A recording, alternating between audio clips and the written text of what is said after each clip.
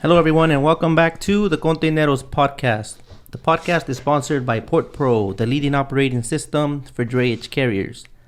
Schedule a demo today at portpro.io.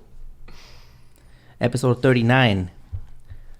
I almost had it with nobody again, but we made it happen. We got the Triple G boys. We were going to have Triple G, their father, and then the two boys, which are here. And we were going to do some, cross-examinations of the operation with the old school mentality and then the next generation, right? Yep. And what happened? My dad was stuck at work. Yeah. Yeah. That's there's no explaining it. He said no one told him anything. Yeah. You didn't tell him. I knew. We did. He knew. Next time, maybe you got to dispatch him to the studio. Yeah. Probably that'll work. Yeah. So I got some other questions that I was going to ask if he was here as well. But if you guys don't mind, I'm going to bring them up and we could talk about those topics. I mean, you guys deal with it. Yeah, for sure. Yeah, anything. But I know it's your first time on here. He already came on here. Yeah. You don't want to hear him talk. Yeah. Let's, how did you end up at the port? I tried college for a couple of years and it wasn't working out for me. So, I mean, I just made the decision to start tagging along with my brother and my dad. Mm-hmm. And I got my experience driving like that. And I mean, I got my license like by myself. He gave me his study guide. And it took me like six months to get like my license. I mean, I did the studying by myself, so yeah. My dad could only teach me so much because I mean, the DMV requires like so many things. Like one little part on the truck for the inspection, like could have like 5 different little details. So that's how I started, and I started when I was 21. Hey, that's the part that a lot of people fail, that inspection, huh? The pre-trip. Yeah. Yo pasé de panzazo. Why though? What do you think? I think that the DMV, like the instructors or whatever, I think they pay attention to keywords. And if you don't know those keywords, you're not gonna. And it sounds pretty basic. Like just say that captain, become Captain Obvious for that moment. Mm-hmm. Here is the fuel gauge. You never want to leave if it's on empty. Yeah. Right? It's something like, man, you failed over the stupidest shit. Yeah. Like, yeah, it was complicated a little bit. Mm-hmm. And I mean, the air pressure gauge and all that stuff, like it changes all the time. Like when my brother took his test, it was like, you need to say certain numbers. Mm-hmm. When I did my test, it was certain numbers. And I actually had to go remove a restriction from my license last year because I could only drive automatic transmissions. So yeah, because my dad we only had automatic trucks when I got my license. My brother still hadn't gotten his Pete, so. Oh, it was easy to pass though, because that's what you took the test in. Yeah, automatic. Okay, so when I went back, I mean, I got lucky that I got a good instructor and he was nice and everything. And he just told me like, look, you know what? I'm gonna pass you because you have your license already about like the air pressure. But it was something so simple. So like the low air pressure warning should come on between 55 and 75 PSI, right? So that shouldn't be wrong. I forgot all that shit. I'm just agreeing with you. No. Well, I mean, yeah. I still remember the numbers. So the guy told me, we don't want you to say 55 to 75 PSI anymore. It's at 55 PSI. How is it wrong if I say 55 to 75? Like, I mean, you're still saying the right numbers. Technically, I would think that technically you're saying that at 75, it could potentially... No. Well, between 55 and 75. Well, crucial damage can happen between those PSIs if you wait that long for a reaction, right? Mm-hmm. Yeah. So, I mean, I passed and, I mean, I'm good. The PSI as far as, like, when you lose the PSI? When you lose it. Mm-hmm. Mm-hmm. So you have time to be like, oh, shit, I'm running out of air. Let me pull over before my wheels lock up. Mm-hmm. Right? Yeah. So, yeah, just little things like that they changed throughout the years. And then that they want to... I'm telling you, like, I kind of feel like it took me 4 tries to pass mine. Yeah. So I had to repay because, they give you 3 tries. Mm-hmm. I got mine like at 19 though, huh? Like at 19 or 20. Yeah. So I got mine at 19. 19 gang. There we go. Yeah. We didn't wait that long, bro. Nobody wanted to hire us though, but I got hired, all right. Not me. My insurance was easy. They literally print one out, a little something, fold it up, and put it on my over the the sun visor, whatever you call it. I had insurance, bro. That was it. You wrote it yourself? I didn't really have it, but you get what Yeah, I'm I saying. get what you're saying. I miss those days. I didn't have to. Wherever I took the, you know what? I needed like a basketball court in here. Like, if I could, let's pretend it's over there. I'm gonna go for it. There you go. Would have made it. Swish. That's right. So what was I saying? I forgot. Oh, about the you got yours at 19 as well. Oh yeah, the way it used to be. Yeah. The empty went back wherever you pulled the load from. You know, like Yeah. easy. But anyway, so yeah, back to that restriction. You went and got it off. Oh yeah. No, yeah. So I mean, yeah, I passed the test or whatever. I mean, I was a walk-in because I mean to get an appointment at the DMV right now with everybody trying to get a Class A. So I just walked in. I mean, I lost the day or whatever, but I was able to remove the restriction. So I mean, I was driving my truck even though I had the restriction though, because I got it in 2020, huh? Yeah, December 2020. So I drove for like 4 or 5 months without like my license being valid. Mm-hmm. So I was risking it a little bit, but I mean, they'll just give me like a ticket, I guess, and have somebody pick it up. As the bro would say, risk it for the biscuit. Yeah, I mean, what? Hey, would he call you his gallo too? Mi gallo, risk it for the biscuit. Nah, he doesn't call me. You were that. the only one, bro. Yeah, so cool. Did you always want to be that? You yeah. said yeah. Since I can remember. I mean, there was a brief moment in time where soccer I wanted to try a little bit, but I mean, opportunities here in the States. I mean, in the States they require college, so that's why I went to college. In Mexico, you gotta have the money, so it's just, I mean, it didn't work out. So I mean, this was always like trucking. I mean, since I can remember, I always came with my dad. I always liked it. It sucks about all the restrictions that the harbors have nowadays, but I mean, we're still here, and we'll still be here. Scratch that. I was gonna ask. I'm adapting because I had questions we know we're gonna imagine Pops is here. You know, I was gonna challenge him on his saying que la abundancia en la abundancia está la ganancia. Because there's, you know, the more you work, and I was going to challenge him and say, la ganancia determina la abundancia. So the abundance, the earnings determine the abundance. Because, you know what I mean? Yeah. So he's obviously old school, and the mentality is like work hard, right? And if I think that he might frown upon work smarter, not harder, for some reason. Every day. Mm-hmm. Like they're geared to just. Old school is just like we gotta work till we croak, like just right. Mm-hmm. So, how do you guys feel about that? Well, me, dude. I mean, I think that me being here with my dad and my brother and stuff, like I've tried to help us modernize, I guess. You know, to work smarter, not harder. I like home time. You know, I like to be with my kids, my wife. I like to be home on the weekends and stuff. But my dad doesn't believe in that. Like, my dad's more like the, like you said, you know, the more you work, the more you make. And it's not necessarily that. And it's funny because he'll complain when he sees our checks, right? Right? Like, he'll see his check and then he'll see my check. And then, well, obviously it comes out of the same account. And he'll be like, oh, like, why'd you make so much? And it's like, he'll probably still make a little more than me, right? But I work way less, you know? Mm-hmm. So, and then it's just like, at least the way I like to see it is that we have a structure. At least I have a structure. I have a routine, a structure, whatever.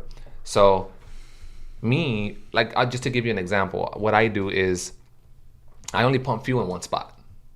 Right? This is just going to be an example of him, how he works and how we work. I just pump fuel in one spot. So say my full tanks, my truck is 250 gallons. So my truck could give me 5 loads. I'm running to Escondido or to San Diego. So it'll give me 5 trips, right? But me personally, when I have like 3 or 4, when I have 4, and I could do one more trip with that full tank, I'll just go pump to that because I know that that's where we have the account with SC Fuels or whatever. So I'll just go pump. He doesn't do that. Like he goes and he pumps. So he'll pump there at SC Fuels, but then he'll also pump at Shell. He'll also pump at Chevron. He'll also pump over there. Like él es hasta que lo deja. He doesn't have that like responsibility or. He's not organized. He's not organized in that way. So he's in the moment. He don't like. Yeah, he doesn't really like have a structure, a plan, you know, like, and that's how I like to work. Like, I went as far as before. Remember, like a couple years ago, dude, that I would fill it up once a week, and then in the middle of the week, I would just pump $500 because I knew that that's all I needed, right? And my dad, like, a lot of his because of the way he works, and he's always on the road, and he's always working. A lot of his earning goes into fuel that shouldn't. I don't know if that makes sense. It does. He's like, willing to bobtail around and to make it work for the sake of getting the load. Right. Because if he has a load, then he feels he's earning. Like he just, you know what I mean? Yeah. He just sees it like, just go. We're working. We're rolling. Like and sometimes we see like it's not worth it to even go. Like if I'm gonna go and I'm gonna make in profit, like half, you know. Like, look, I could be wrong. He's so excited. Yeah. I could be wrong. He likes you, little no Pedro. I could be wrong, but for me, the way I see it, sometimes it's like, okay, I pumped twice this week already, right? I pumped fuel, or I pumped once. I pumped fuel once this week already. So if I go for an extra trip Friday, I'm gonna have to pump fuel. So that load is gonna go to fuel. Like I don't know. It's just like an idea that I have that I'm just. So you have your little special way too. Yeah, you know? Like I guess, but that's my way of working like smarter. You know, like and that's why I see more of my income or like everything is like my budget is usually in line with what I make and stuff. You know, and my dad doesn't have that. Like my dad could make so much money, but he owes Harbor Truck Stop. He owes the credit card that he paid fuel on as well. He owes SC Fuels because SC Fuels lets you pump and you have to pay 2 weeks after or whatever. It's like a credit card. It's like a credit card. Yeah, we pay that every 2 weeks. So then it's like everything is just so unorganized. It's being distributed. Like, yeah, everywhere. So it's just like I don't know. I don't like that. I'm personally. On top of that, does he pay cash for some of those things? Yeah, he does. Yeah. Oh, so that throws off the whole books, no? Like he pays debit. Well, not cash, but he pays with the debit card. Same thing. So yeah, like it throws his whole shit gets thrown. Like it gets just crazy, you know. So I mean that's just what that. For me, it's just about working smarter, not necessarily harder all the time. Of course, we're going to work hard sometimes. You know, in the port, you never know. But hey, jinx. but like big butts. And I was gonna ask, like, so you coming in fresh meat, it was like, who do I look up to? Who am I gonna learn the ropes from? Did you feel like they tried to groom you a certain way, and then which did you choose, or you're like? I mean, I try to follow more in my brother's footsteps because I mean he's young. I mean he's older than me, obviously, but he's part of like the new school. My dad, so like something I was gonna say about like the diesel also. That why I think my dad he's like all over the place. Is I don't know if this is an old school type thing, but so my dad's truck also holds 250 gallons. But he never fills up his truck. He never tops it off. He's always putting like 150, 160 gallons. So it's like, why not just fill it up? Like to me, that's like a waste of time. Like he thinks it's a waste of time, probably. Oh yeah, but I want to pump and go. Yeah, pump. But then that's when his diesel, it's harder to like manage it or like to be like, okay, so I could get 4 loads. It's like no, that's probably like 3 loads, and it's like he'll have to pump like at the harbor or something. So. But yeah, I followed more on my brother's footsteps. I feel like he's been more of a like it's a better example of what to follow because like I said, he's more modern, and I fully adopt the work smarter mentality. I mean, I'm lucky, I guess, to be able to call it a day whenever, like, if I don't want to deliver a load, because that's what we do. We don't have to pull out loads, so it's a little bit different. So yeah, it's more my brother's footsteps. And a little bit of your own, a little thing you learned along the way? As regards to what? Just in the ports. There's something you had to learn, regardless how much they told you. There had to be something you experienced, and they're like, oh, now I know that. Because they can't show you everything. Some of that stuff you have to learn on your own going in there. You don't recall a learning experience? Nah, I mean, I don't know. Do you know something? Like for, I mean, it's because he's like so I own my truck, but he's like my dispatcher also. Mm-hmm. So it's like, I mean, I don't deal with all the appointments and stuff like that. I just send it to his wife, and I mean, so I don't know what's something that I learned on my own at the harbor. I mean, he helped. He really did help me out. My brother helped me out a lot, actually. So that's why I feel like it's kind of a little bit harder, because when I first started, we rolled together. Like he would wait for me when he was loaded up. He would wait for me outside of the account. Oh, how inconvenient. So we would only do like one load a day, so that I could catch my groove. So it was I mean, we rolled together for like a month, and then after that, I mean, he would wait for me on the double, not on the first one anymore, because he just would get on his way. Mm-hmm. But we rolled together for like a month. So I mean, and if I was ever going to a new harbor, he would wait for me then also, so that he could like show me exactly where to go and what to do. But yeah, I don't know. I guess one thing that I could say that he learned on his own that he never expected was the way my dad is. Oh, I guess that he experienced it. He experienced it himself. The work site version, or what? He thinks. Or go ahead. No, you have your opinion on it. Like, well, yeah, that means you have something there. Well, I mean, I don't know if this was what he was gonna mention, but my dad likes to depend on my time. And one time my brother told me, like, that my dad was telling him, kind of like gloating, or I don't know, like, just assuming that. No, but he was telling my brother, like, that's why I always ask Giorgio to like do stuff for me, because he never says no. And in that day when my brother told me that, I was like, you know what? I won't tell him no every single time, but I'm gonna start telling him no, because I own my truck. So it's like the things that I do for him, they're favors. I don't like charge him for them. So it's like my dad loves, like, you're in Buena Park already. Bring me a load to the scale, and I'll give you the empty, and then just take it back. And I mean, he knows. That's gonna throw me off. My dad loves that. I would shit, dislike bro. that. Yeah. So I mean, I guess because I'm over here thinking, well, how does that equate to my round? Am I gonna get ducted? Am I gonna make more? What's gonna happen here? Yeah.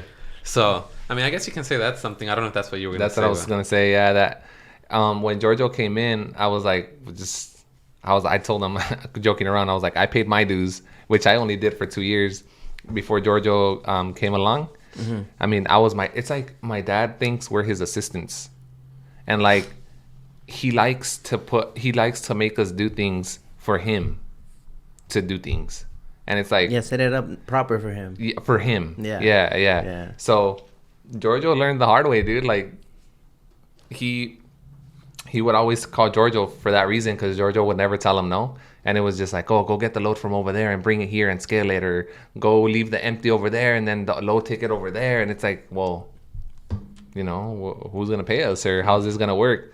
So my dad already knows he can't call me. Well, I mean, he can. It depends, dude. Like, how can I explain it? Sometimes we can do things for him, and we do. But sometimes it's just like, we're just looking forward to, go home. Like the second I step out of my home, bro, I'm already thinking, fuck, what time am I going to be home? Like the second I leave in the morning, dude, like I'm already thinking that, So that's just the way we are, That's at least, I don't think that's lazy. Look, I know lazy people, mm-hmm. and I know lazy drivers. And it's like, I'm not lazy. I know I'm not lazy. And to him, as much as we work, as much as I make, we're lazy, huh? We're lazy. Like, he doesn't think we work hard. And I think I work hard. I mean, people see us... It's easy to... how dare he call you lazy when you guys set up the day for him, aligning empties here and loads that doesn't here. matter. That doesn't 'Cause matter. that makes him look like he outperforms you because you took time out of your day to line shit up for him. Yeah. And then like And then you say no, you're lazy, huh? yeah, and we're lazy. Like he just for sure. I think we have that reputation with my dad, huh? Like he thinks we're lazy for sure. Yeah. For sure. Just because we have home time, like we're home more, and I don't know. I don't think we are. People see us at the port. People see us at the port. We're at the port all day. We do our thing. But to him, I don't know. I guess when you brought up the home, and at home is the spouse, right? Mm-hmm. In most cases, you think the spousal support helps in trucking, like, you know what I mean? Yeah, definitely, dude. I mean, well, I'm married. Giorgio's in a relationship. Yeah. And see, here's the thing. For me, I was with Jen, my wife, when I was not a trucker yet. So before, dude, and I had the conversation with her when I was dating her. Like, hey, I know I'm gonna be a trucker, and we started dating. I think I got 20. Actually, yesterday was our no, was it yesterday? Is it right now? No, yeah, it was no, it was on the 6th, huh? Yeah. Damn, I'm gonna have to edit this, or you're sleeping on the couch. For real. Just in case, I'll write it down. No, it was on the 6th. It was on the 6th. I know for a fact. So yeah, she likes to watch, so yeah, so it was on the 6th, and so anyways, I got a little sidetracked. I'm not removing that. Go ahead. Yeah, don't remove it. It's okay. I talked to her early on, and I told her, hey, I want to be a trucker, but you see how my dad works, and it's a high possibility that that's how I'm gonna work, but we're gonna have everything we want, we're gonna have a home, we're gonna have everything. It's just, are you okay with that and everything? And I don't think she knew necessarily what she was getting into at the time. We were young, dude. We were like 20, and I was 20, she was 19. And she agreed. Everything was cool. And then I was a banker, and then I was selling insurance, car insurance. So when I finally became a truck driver, she took it well, I think, because she was prepared or whatever. I'm sure that there are challenges for her and stuff.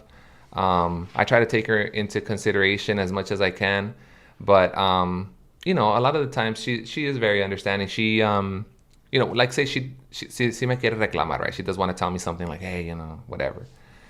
I mean, it's just simple, dude. Like, you look at the life we have, look at the things we have, the kids we have and everything, and it's all because of the work I put in and the work I do and stuff. So, you can't have it all. As much as we want, you can't have it all. And she's pretty understanding with that, dude, to be honest. I don't work weekends, so I'm there at the house all weekend and stuff. I guess the only difficult thing for us, in my personal experience, and is when life starts happening. A lot of things change. When you start having kids, and then if kids, your kids, has some issues and stuff like that, it becomes up, it's like a little different dynamic, you know what I mean? So like issues like disabilities, or yeah, if something that needs extra attention. Yeah. Okay. So that, when my daughter was born, she was born with CP. I don't know if you know what that is. I don't. Cerebral palsy. Okay. So I'm sorry. I don't know. No. It's okay. You don't need to apologize. Like, I'm not telling you to feel sorry for me. No, I'm not. No, she's good. She's a healthy baby and everything. So that I would say that took a strain. Like, not a strain. I don't know how to say it. Like, that made it a little. It's a new challenge. Like, it was our firstborn. She was born like that. So I know she wants me home more. Because we're always on edge with her, and just like, not to dive into it completely, because we have other things to talk about, but it just my daughter goes through things sometimes, like episodes, like How old is she right now? she's 3. Okay. She's gonna be 4, and those moments it's where like I find myself like stuck. I don't know if I'm a bad dad that I'm not home. Like I don't know if I should stay home or go to work. But if I stay home, I mean, we don't get paid. Of course, I have his support. I know I have his support. I have my family support, my dad's support. But that still doesn't, like, it puts me in a tough situation. And I know I'm not the only one. Like, I'm sure that there's a lot of people that are dealing with the same thing as me. It's just that, that it's a little hard to manage that. Now, Jen and I have come closer, because of that. Obviously, we have to be. But for me personally, it puts me in a position when things happen to my daughter that it's just like, what do I do? And that's something you never prepare for. How do you prepare for that? How do you get ready for that? Then you get stupid people like me that are insensitive to the subject and say, "I'm sorry, like that was so fucking awkward." Now I am really sorry for No. It's no. You don't have to be sorry. I mean, that's the one thing that. Well, I guess I have kids, so it's like that must be hard. Yeah, it is. All I can do is imagine. I'm not going through that. So just imagine. So I'll put it in perspective. Just imagine, you leave work every single day, and every freaking phone call that I get from my wife. What happened? Like every single day we're on edge. Every single day we're on edge.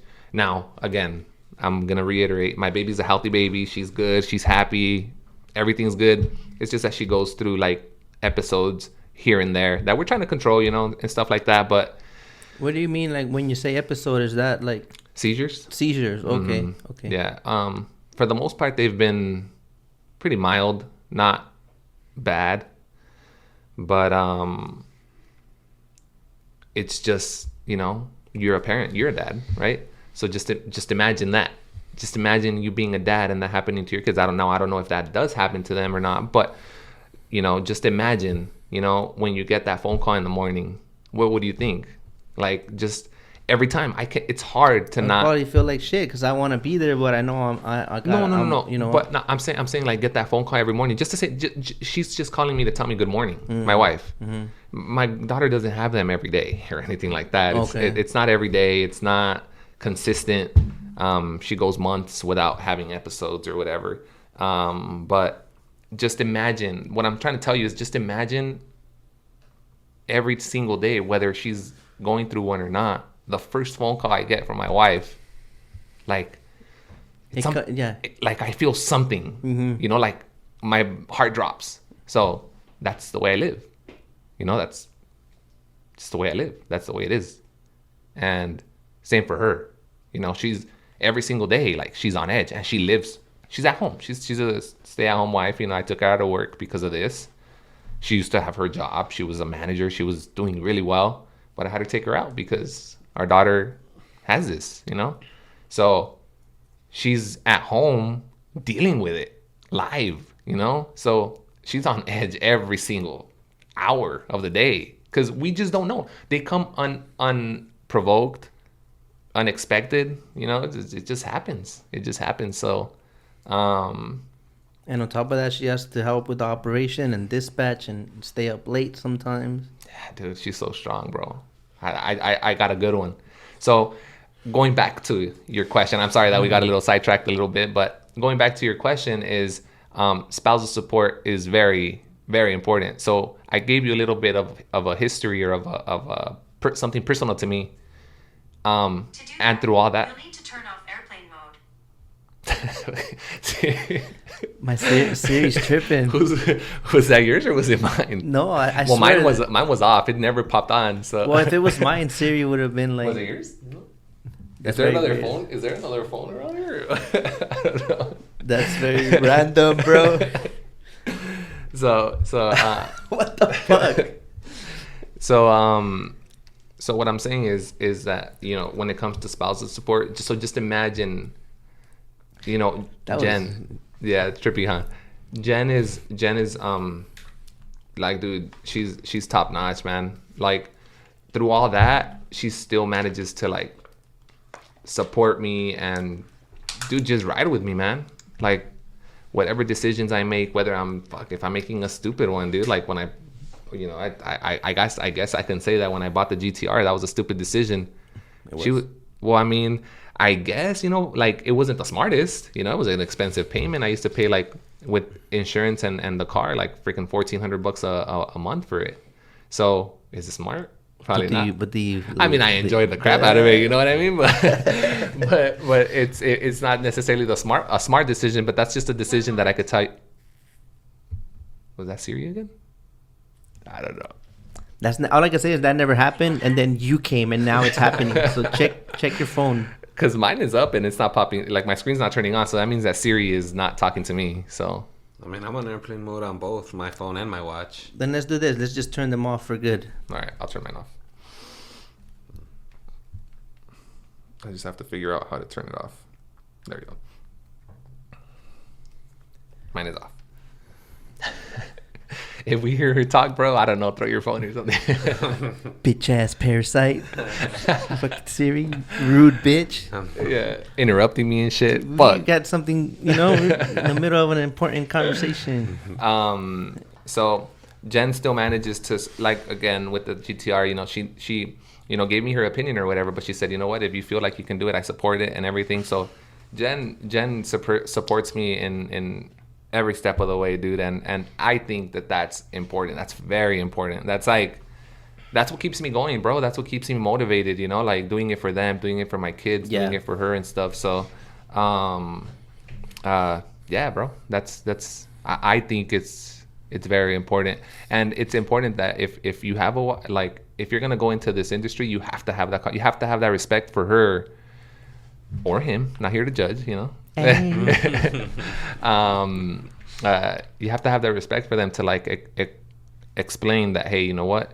It's gonna be long hours. I'm not gonna be home, but I'm gonna give you the life you dreamed of. I can give you the life, but we're a team. You know what I mean? Sometimes we do that, but we don't give the life they dreamed of. Like, imagine gone all the time, and then none of that happy stuff comes along. Okay, with but it. Hey, see, Eventually. that's part of like working smart, So what are you doing if you're not providing for your family and giving them que no les haga falta nada, right? That they don't need anything? Then what are you doing? Mm-hmm. Are you fucking driving cheap freight? Are you pulling cheap freight, or what's going on? Are you using drugs? But Yeah, that's what I'm saying. Like, in my opinion, I think I'm doing a pretty good job. Sometimes sometimes I slip or whatever, where I don't work as much or whatever. But I think I'm doing a pretty good job at making sure that my daughter doesn't need anything, my son doesn't need anything, and she doesn't need anything. I mean, they live well, they're happy, they're healthy. So, how do you think your dad would have answered that? I don't know. Go ahead, Giorgio. I took the mic for like 30 minutes already. How would my dad answer that? I mean, my dad's stuck in his old school ways. So he's more like, he doesn't see it like a team, kind of, I guess you can say. It's more like he knows about the business and only he knows the right answers. So it's like he's stubborn like that a little bit. So I think he would have probably tried giving you his way of seeing things. But like I said, it's... He'll say, sorry to interrupt, dude, but he'll say like, and I'm going to say it in English because he would say it in Spanish. Oh, like, my wife is negative, so she doesn't like support me and in my... He wouldn't say his stupid ideas, but you know what I mean? Like he wants the reason behind it. Yeah, like he just doesn't have he doesn't have the brightest ideas, bro. I'll tell you that much. So, my mom is his wife, his spouse, right? So my mom has dealt with his failures for like fucking 40 years plus, bro. Thank God, we were believers or whatever. So thank God that we're doing well right now with the amount of trucks that we have. I think we're good like this right now, right? But my dad wouldn't have been able to do this by himself. And I guess it might seem a little cocky. I'm not trying to be, but I feel like it has in part to do with the way I run it. Like I run the business for him. The drivers are happy. I pay them well. Days off. They just gotta tell me, and they get their days off whatever day they need or whatever. Hey, the Doug Sparrow is punching the air right now. He's like probably that was in Vegas right now, dude, at a bachelor party. He took yesterday off, and he's gonna take Monday off. So I mean, he didn't even tell me. He told me a day before. So I mean, someone professional, dude. Like didn't even give me like. I was like, dude, who did you bring this up to? Like, who's HR to you or what? Like, did you tell Jen or something? And he's like, oh, like I just thought, yeah, all right. It's a driver's market, bitch. So respectfully, my dad has had plenty of opportunities, and my mom has been there through his failures. So I do think my mom has supported him throughout the most of his life. Yeah, it's just that my dad has always slipped, man. He's always dropped the ball. He's never been able to manage, be organized. I mean, but he puts in work. That we will never take away, bro. That we will never take away. That he puts in work. That truck, I recognize it. It's always up and down, always up and down. I've caught him Sundays at pumping fuel, getting scaling it. Doesn't stop. Yeah. Excuse me. Has he always been like that? So your mom has dealt with the 7-day work week always? Not always, but since I could remember, probably like it's. I would say that it probably started like in 2005. Like 2008 more.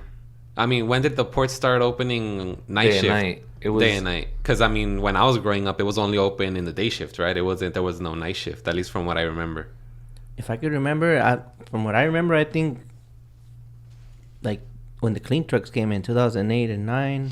Okay, so then there you go. Mm-hmm. So that's when he really started working like day and night. Because he could. Yeah. Because before he was being limited, they were controlling him. All right, let's take some heat off your pops before he comes in and start swinging. We'll get back to him.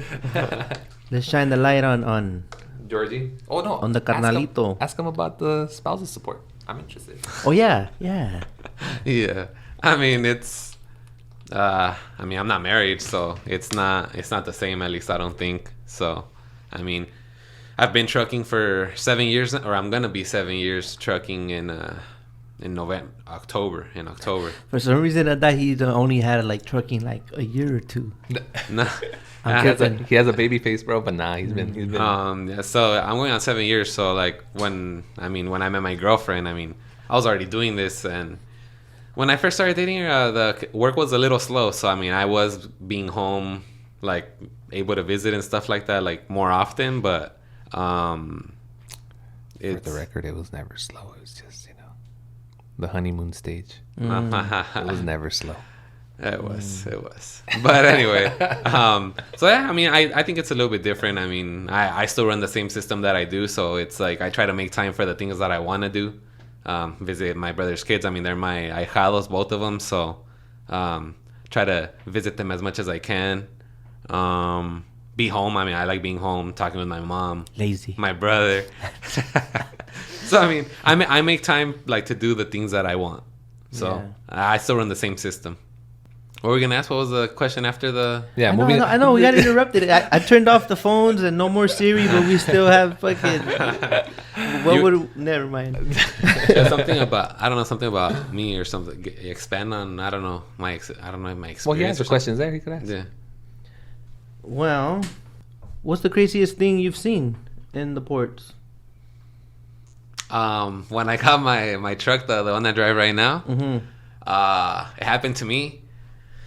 So, the drill. We get empties, right? So why would we make line? Or at least that's how truckers think. Like if I need an empty and there's like 40 empties in line, why do I need to be the 41st truck in the back of the line when with the chassis when I just need to get the empty? So it was one day in the night. It was kind of late at night already. I was at Maersk. And so I'm trying to go.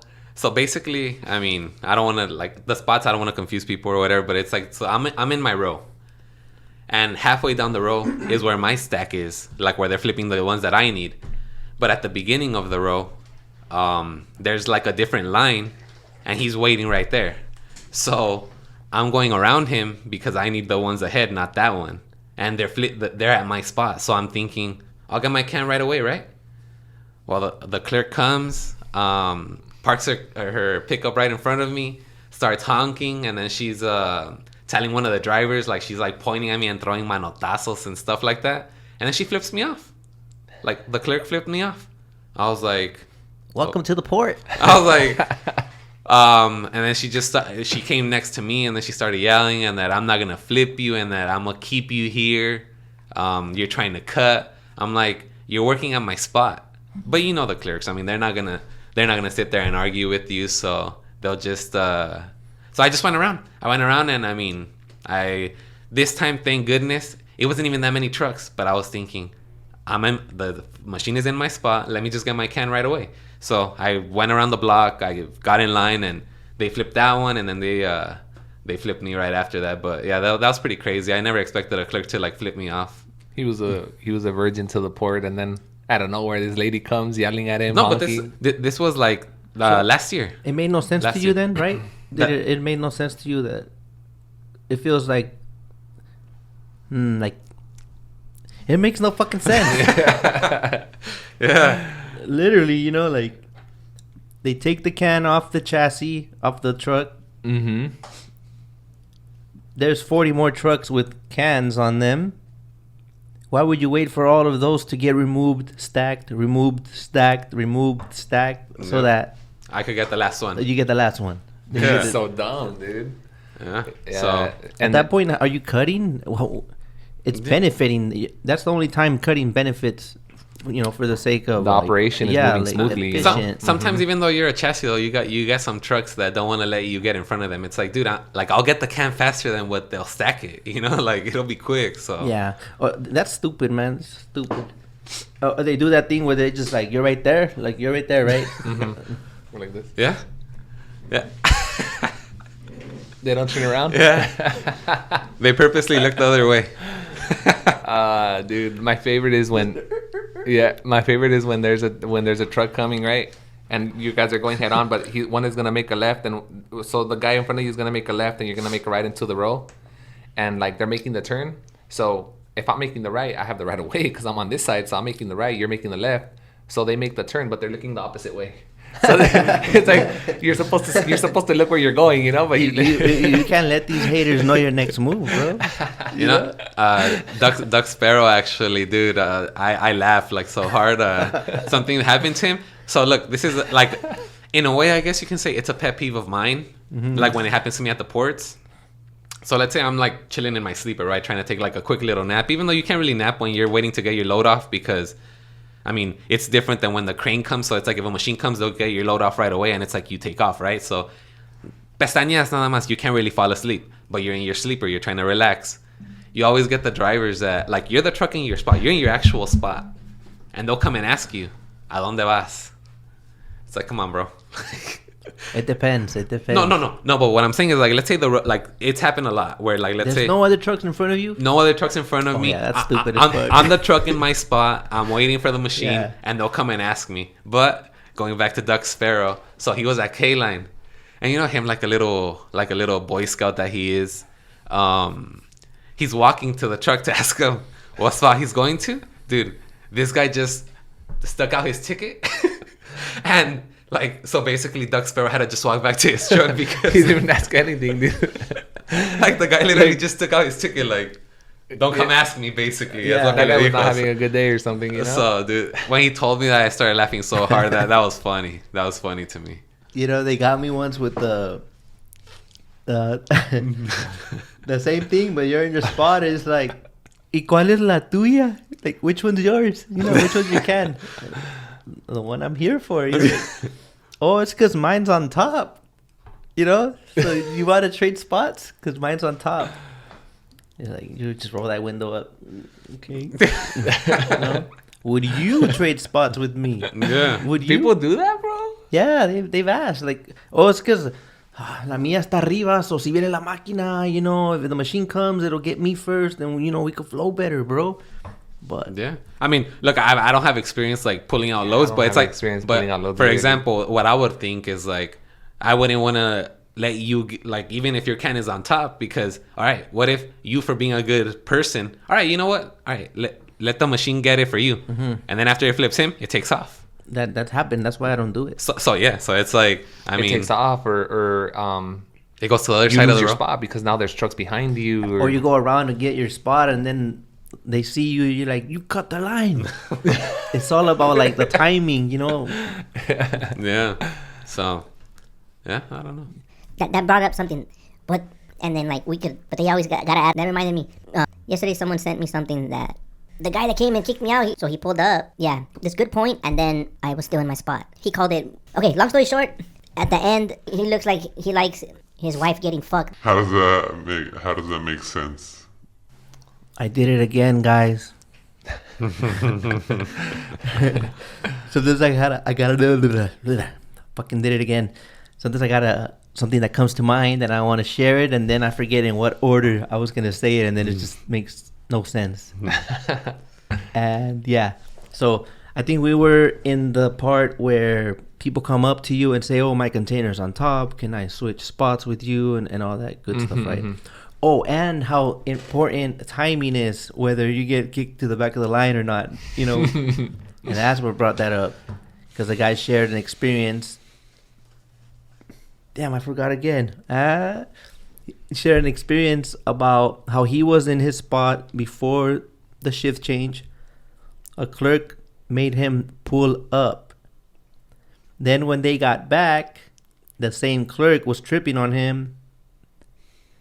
And then she called someone to enforce that upon the driver.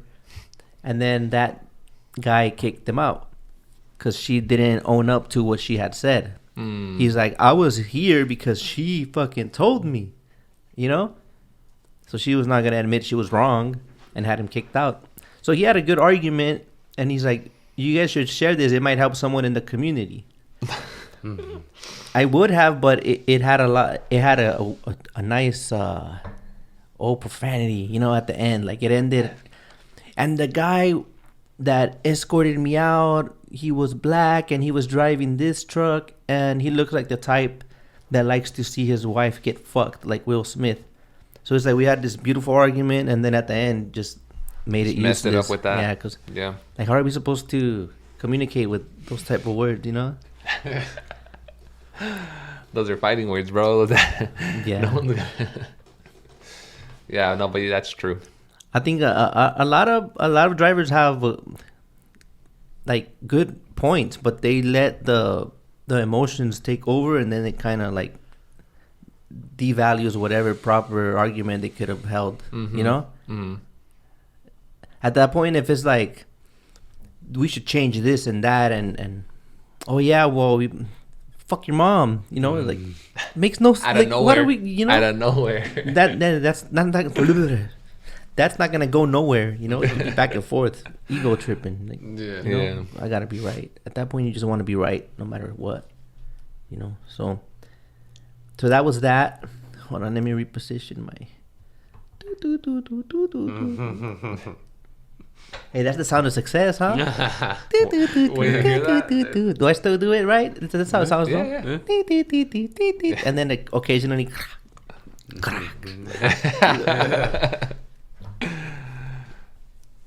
I was gonna ask your dad, did he want? Why the fuck am I stuttering so much? Shit, it's episode 39. Jesus. Getting to you, bro. Did your dad want you guys to be truckers? I was gonna ask him. Would you have wanted the kids? Did you want them growing up to be this, or Nah. no? He wanted he wanted us to be pros, bro. Pro soccer players. Yeah. But nah, that was never. Well, I mean, I guess when you're young, you know, you do dream of that kind of stuff, but then you just face reality, bro. You face reality, and it's not that easy. It's not as easy as he thinks, and he thinks he knows people and shit. You don't know nobody, bro. Like el visor de no sé quién, del Cruz Azul, and it's like, dude, you don't know. Like, okay, you know, show me how many people he's made pros, and then I'll think about it. There's a guy that right here at the Magyarda. They say there's a guy there that knows people in the soccer world. Oh yeah, Yeah. You ever heard of him? But my dad, he wanted us to go pro or whatever. But for me, realistically, I've always wanted to be a truck driver. I mean, dude, you know, there's a high chance that my son is gonna want to be a truck driver, bro. Probably your son wants to be a truck driver. Like, it's just when they grow up in that environment, like, dude, who's not gonna love a badass fucking car, you know, a badass truck? Like, they're just gonna grow up with that, and it's almost inevitable. And I'm not gonna knock my son for that. Like, he's still a baby, but if he doesn't want to be this, that's fine too. I think I guess I learned from my dad that I gotta like let them choose what they want to be, and I just have to support that, because I didn't necessarily get that from my dad for me, because he was really sold on me becoming a pro. And when I said, like, nah, I just want to be a truck driver, like, I've seen that you've been able to provide for the family, you have 5 kids, have a home and all that stuff, I could do it. Like, what did he, something about success? And I was like, well, it just depends how you see success. Like, I guess he was talking about the amount of money I could have made as a pro. And I was like, well, I mean, you know, to me, yeah, you know, that's being successful. You'll be successful. But for me, success, in my opinion, is, you know, a family, you know, a happy family, my wife, a home.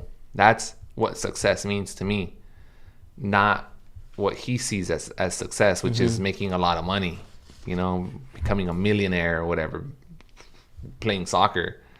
Of course, you know, who doesn't dream of becoming a pro at whatever, you know, whatever they're interested in. I don't know, freaking, you can become a professional freaking Pokemon card opener. I don't know, like, like it must be nice, you know, like, of course, but I don't know, like, it's another thing, like, becoming a pro is not just becoming a pro, dude. You give up a lot of things, man.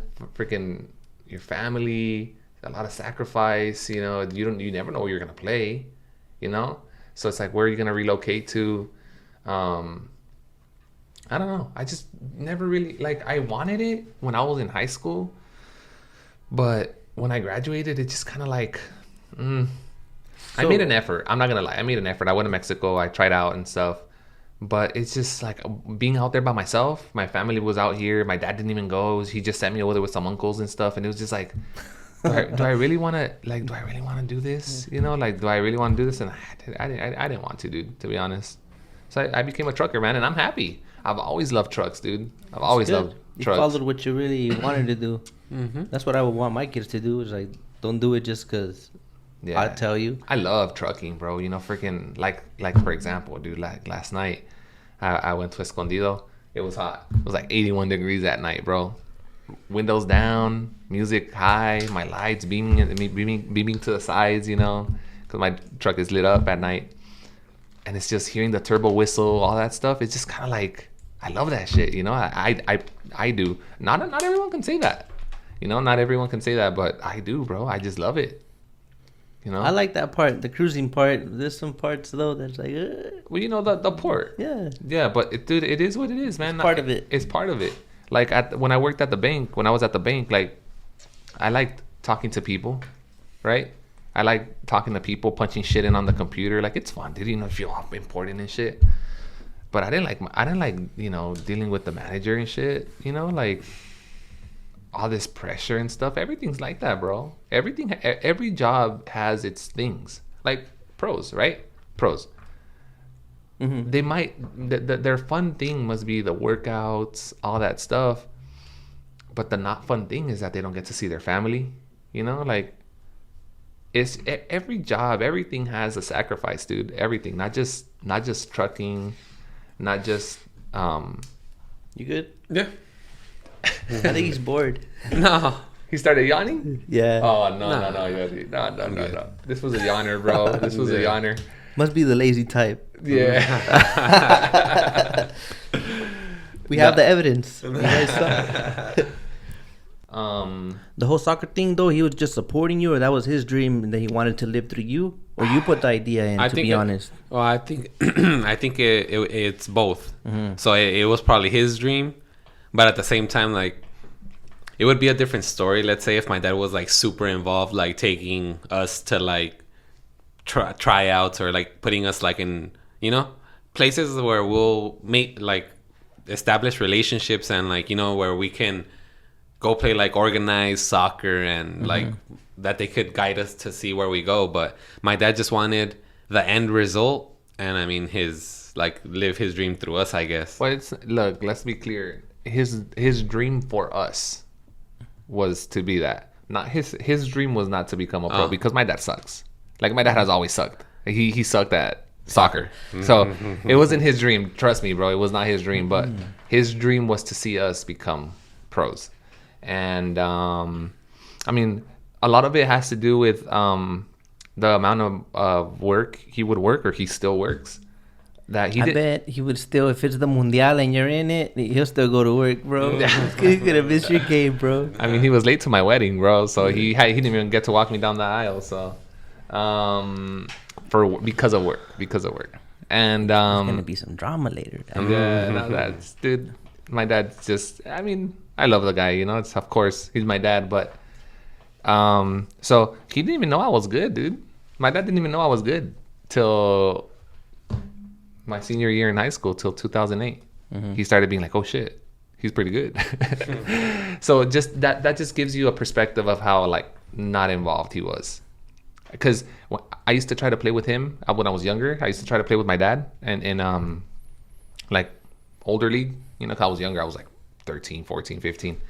And his friends used to swear that I sucked. Huh, Jersey? They didn't want to put me in. I sucked. Oh, you suck. Oh, your son sucks. They would put me in like 5 minutes. Or play him as goalkeeper. Or play me as goalkeeper, and I'm a field player or whatever. And they would play me as goalkeeper because they didn't even want to let me play. So my dad thought I sucked until 2008 when I started playing, you know, in high school and stuff. When I didn't start playing, that was my second year. Well, I was pretty good, bro. Like, I was doing my thing or whatever. I would invite him to my games, and that's when he started realizing, like, what the hell, like, this was pretty good. So that goes to show like how much he works. You know, he never even knew that I was good.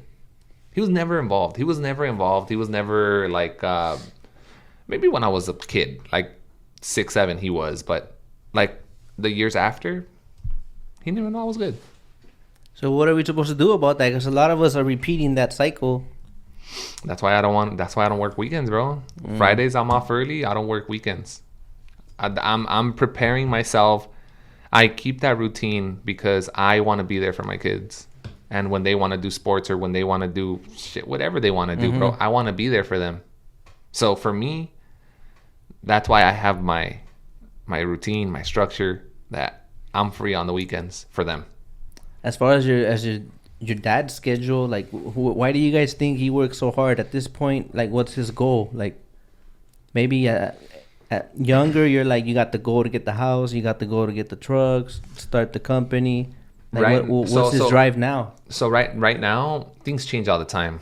But right now, he's got this stupid idea of building stuff in Mexico. So he's trying to build shit out there when we have problems here. So he's just trying to build shit out there, right? It's some property that he has. And we have a truck in the shop that like we need to fix.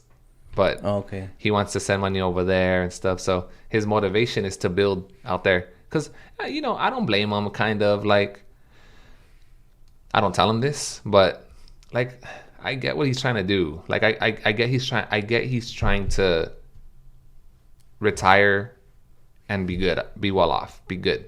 So he's trying to build like a pharmacy out there. Actually, they are building it, huh?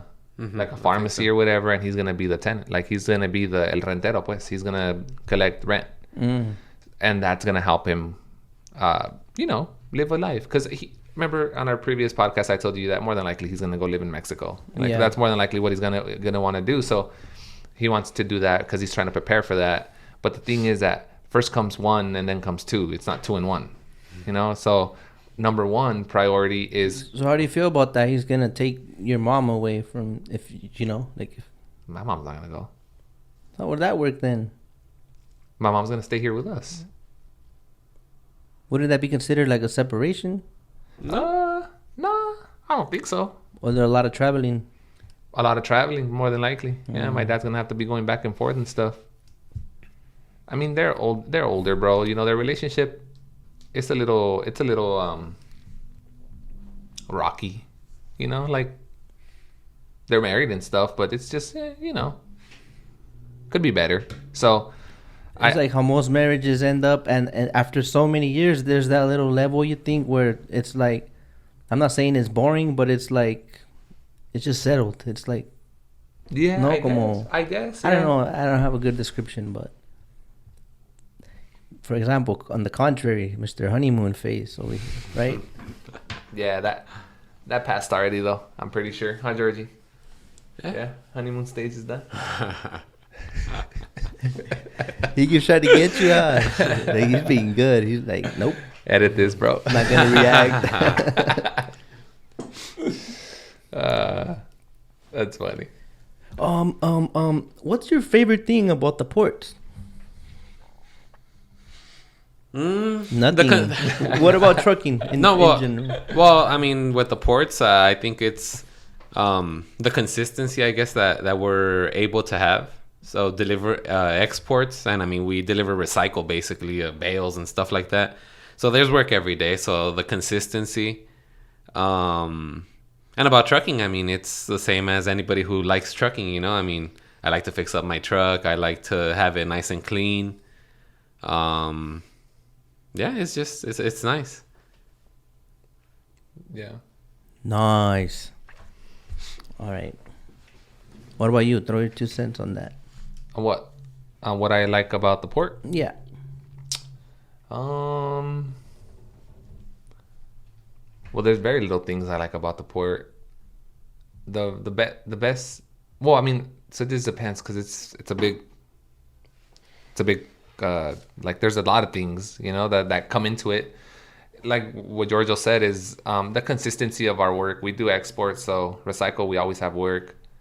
But I guess what I like about the port, dude, is how fast it can be. I guess. Like I look forward to the days where it's in and out, you know? That's what I like. Like it's funny because we'll do a little freaking battle cry when it goes good. Like we'll be on the phone with each other, like, oh, ya me quitaron la carga, ya tengo la vacía, freaking 15 minutes in, and we go, ahui! What the heck? That one was, that caught me off guard, bro. So it's like, it's crazy. I thought Pistolero came on here with the dope, what do you call it? Sound effects. Yeah. Ahui! So it's just like, we're just like, oh, it's funny how happy that makes us, you know? Like, it's just, how does that make us so happy, you know? I don't That's know. the answer. Did you make it out? Ahui! That means yes. Yeah. Or we'll go, Nah, that one, I don't get that one. no? A what? A huevo? Oh. A huevo, papa. Yeah, but we say A it, yeah. huevo, papa. Like, ya saliste? A huevo. You know? Because my dad says that, dude. So it's kind of like a... I don't picture him saying that. No? No. He's Nah. muy serio. He's a serious Nah, guy. Nah, they don't. he jokes every once in a while. Like, I mean, the joke is in the way he says things. I mean, not that he's like trying to be like a comedian, but yeah, it's funny. The way he talks. Yeah. Eduard. From BNN, shout out BNN. Those guys are good. Which one? BNN. BNN? BNN? Mm-hmm. Yeah, that's Yeah, those guys are the ones that fix all of our trucks. Oh, okay. I was like, what? Yeah. Oh, yeah. So the way he pronounces things? So the guy's name is Eduard. No. See, I'm saying it like my dad. Edward. Edward is his name. Yeah. So my dad doesn't pronounce the D at the I feel end. bad Edward. laughing about that. No, because my dad, the way he says it, dude, like the accent, you know? Yeah. Like when people say NYK, how do they say it? Let's see if you know. Like when a paisano says NYK, like, oh, I'm gonna go to NYK. Vamos a ir a Liusen. Well, None. okay, but how do they say NYK?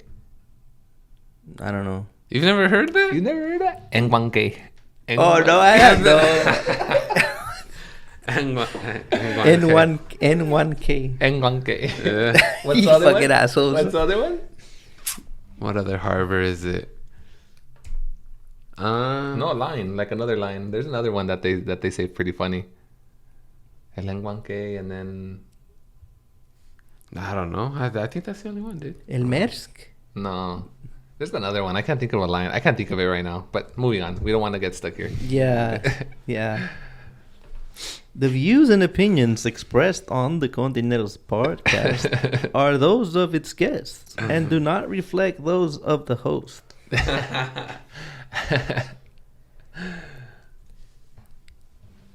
So what's wrong with the ports, in your opinion?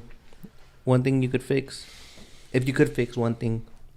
I was actually talking with my brother because I saw the podcast that they were in and what you guys talked about, and it's just I'm not too like well informed like to have like an expert opinion, but like based on what you guys were saying in the podcast, so I was thinking it's like, so what you guys were saying in the last podcast was, so the amount of work that the port has, it's like for like, let's say it's a 15-man job, right? But they try to save themselves money, so they only put 8, right?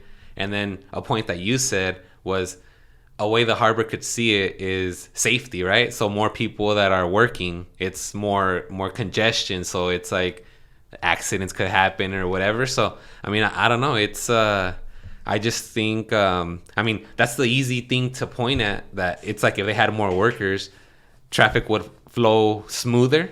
But there's no way of knowing. When the harbors are smooth, like where you get in quick and you get out quick, they're limited, because if you get in quick, you may get stuck inside. But if you're like in line, like let's say a K line, you can be making line for like 2-3 hours to get in, and then you get in and you get out like in 10 minutes. So it's like, it's very rare in my opinion when you get into the harbor quick and you get out quick. Oh my God. Okay, continue. What happened? Nothing. No, what? You remember the time in K-Line?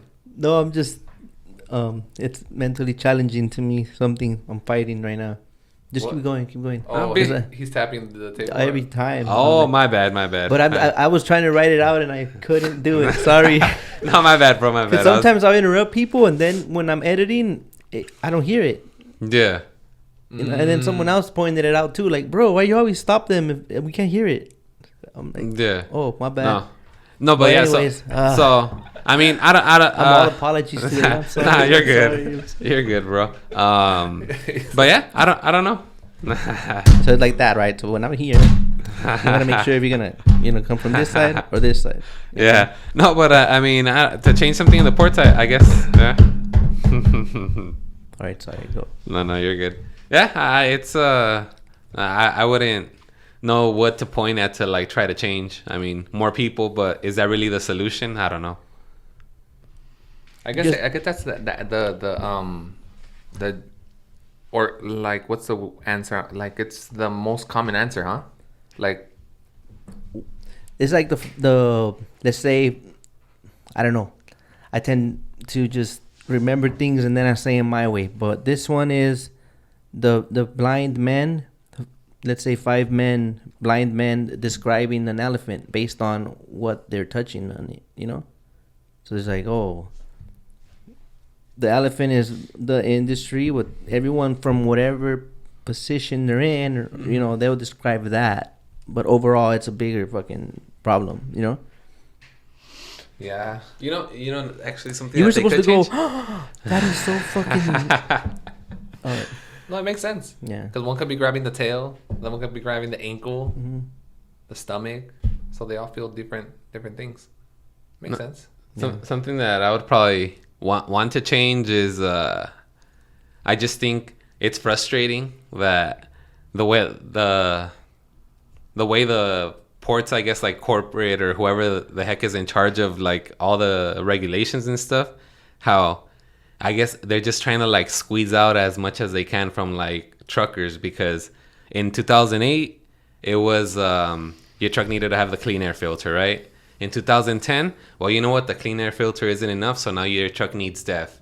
And then in 2015, your truck needs to be 2015 or newer to go into the terminal. And every year they're just adding a year. So now if you want to get into the ports, you have to have like a 2016 at least, I think, or something like that. So I think something I would try to change is like, try to, not ease up on the regulations, but like I think, so like if people have trucks that are 2015 or 2016 and newer, it's like we shouldn't have to worry about if the port like one day is going to be like, well, you know what, you guys can't come in anymore because what's the difference? What's the difference in my engine if it has DEF already and the clean air filter? Yeah, because you stated as a fact that this is a clean truck, clean Yeah. emission. So Yeah. a bottle of water in 2008, it's Still a bottle of water in 2022. Yeah. So yeah, that analogy, but it made you thirsty because I said water. What? Now I'm gonna yawn. but yeah, I mean, it's frustrating. Like I said, to like always be worried about the like what regulations are gonna come out with. I mean, Yeah, you barely adapt, and then something new. Like, goddamn, I'm just gonna be a slave to this business then. yeah. For me, one thing that I would change back to the way it used to be is the appointments. Why do we need appointments? It's supposed to be for better service. Yeah, right. You know what time you need to be there. That shit ain't true, bro. You know that shit don't matter. It's just like that slows us down sometimes, bro. Like not getting appointments and shit. And it's like, How do you know there's really no appointments? exactly, because dude, you look at the cameras and it's dead. And you're like, what the hell? How is there no appointments and it's dead? And then you'll get appointments like 30 at a time slot, right? Or like 30 appointments, so you can make your appointments. Boom, boom, boom. Fucking port's a piece of shit. Yeah. So it's like, how do you like? I don't know. I don't get how that. I don't get how all of that works, bro. It just seems there's always a lot of new things being brought into the picture, but none of them help us, right? The most recent one is the Clean Truck Fund or whatever, the CTF. Now, someone shared with me that it's an additional problem for them. So, because they're adapting to that. So, like how you would pay demurrage or you'll get a hold, right? Then the driver can't get that. He gets a trouble ticket. So now they get trouble tickets for a hold. For a CTF hold, yeah. But they don't always specify that it's a CTF hold. Like some terminals, it's just a hold. Fee. No, A hold. it says trucker fee or some shit like that. Yeah, but some don't specify like what you're actually, What you need to pay. Yeah. But then you call them and they say, oh, that's because it has a hold because of the clean truck fund or whatever. Like, so just an extra thing to worry about. Yeah. So who has to pay that? They say the beneficial cargo owner is responsible for that. And there was this other third party, I think it's called Port Check or something, through where that processes the payments. I may be wrong as far as the No, name goes. For us, so far, like the buyers are paying it. The problem is that it's a new fee, so they're not on it yet. You know. But you could. Well, what they have told me as well is that even stuff like the merge or anything that they pay out of pocket in advance and then they bill it, they add a percentage. Like interest. Yeah. So for example, there's like, let's just say your girl would be like, okay, she'll tell the customer, we're gonna pay this demurrage. Let's just say 80,000. It's just an example, like in demurrage. But we're gonna advance the funds and we're gonna charge you, 20%. When you reimburse it, we're adding, you make sure you add the 20% on there, like that. Plus like a $50 administration fee or whatever, because I had to like do this process. So there's money in that too, like make sure you're not doing it out of customer service just because, like, there's a fee from it you can get, from what I hear. Anything you pay in advance, that's still a service. That's Right? true. So you're telling me that I should pay it myself, and then just charge an extra fee? Because it's taking time out of your day. Day. Yeah, they're not Hey. gonna be on it like you would. Oh no, of course not. No. And one trouble window visit can fuck up the whole day. Oh yeah, we know. Especially at So- APL. Yeah, maybe. How would you go about that? You would get it in writing, or what? You would tell them, hey, we're gonna pay this, and there will be this much Yeah. fee. Yeah, I would. Email. Mm-hmm. Usually emails are the best way to have like record of whatever conversations you have. So I would. That's what I would. But I haven't even considered paying it. Like I haven't had an experience. It just started April 1st. They're on it then, so it's not making you Not want yet. to- Yeah, okay, not okay. yet. So if I have a bad experience, I'll start considering like, you know what? I'll just fucking make sure that this shit's paid before and there. The thing is that say out of well, we do exports again. We keep saying that just so people don't get confused when they watch it. But Yeah. so we get a booking and say the booking is for 15. They'll only give me 5, right? So when you pay the CTF fee, you got to pay for all 15. So why would I pay for all 15 if I'm only doing 5? But what if I pay my 5 and then the other company delivers those 5 before me? Then what? I don't fucking know. It's That's just what I'm saying. Something new to learn. So that's what I'm saying. Like that's why I thought about it. Shout out to my homie Austin Trucking, because he actually calls me. He actually calls me pretty often to like To sing to you? no to get information off of me, or to like ask for my opinion on things and stuff like that. So we keep in touch. Nice. And he's the one that told me the first time about the CTF because he got stuck in there. Yeah. And then he's the one that told me like, oh, should I just pay it? And I'm like, bro, I wouldn't pay it, because that's what crossed my mind. I was like, dude, like if you pay for it and then someone delivers that one load instead of you, then you're gonna pay again for it. And then are you gonna get reimbursed? I don't know. You know, like I don't know. So since it was something new, I was like, I wouldn't pay for it, bro. Let them take care of it. I don't know. But then putting more thought into it, that's how that idea came up. Like, dude, what if the booking is for 10, the fee is $20, so I have to pay $200, but I only have three containers. Why am I gonna pay $200 for 3 containers? You know? So, yeah, dude, but I mean, I don't know. Like, I think that so far, like I said, I haven't had to Jump on it like that. Yeah, so far it's been pretty good. I think the only one that got stuck was my dad with one, huh? No, Eric too, no? Was it? Oh, it was Eric. Duck It was Sparrow. Eric. Not my dad. It was Eric. Yeah, it was Duck Sparrow. So he got stuck with one like that too. But then he was at K-Line since 7. He had to wait till 8 because the buyers or whatever, they don't get to work till like 8. They paid it, and then like at 8:30 it was all taken care of. But I mean, he lost an hour and a half because he slept outside the port, bro. So he was one of the first ones in, but didn't get out till like 8:30. It happens sometimes. Yeah.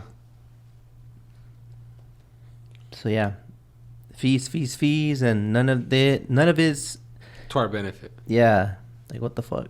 I know, dude. Look, the only Well, we one just keep bending over and paying it. That's what it is.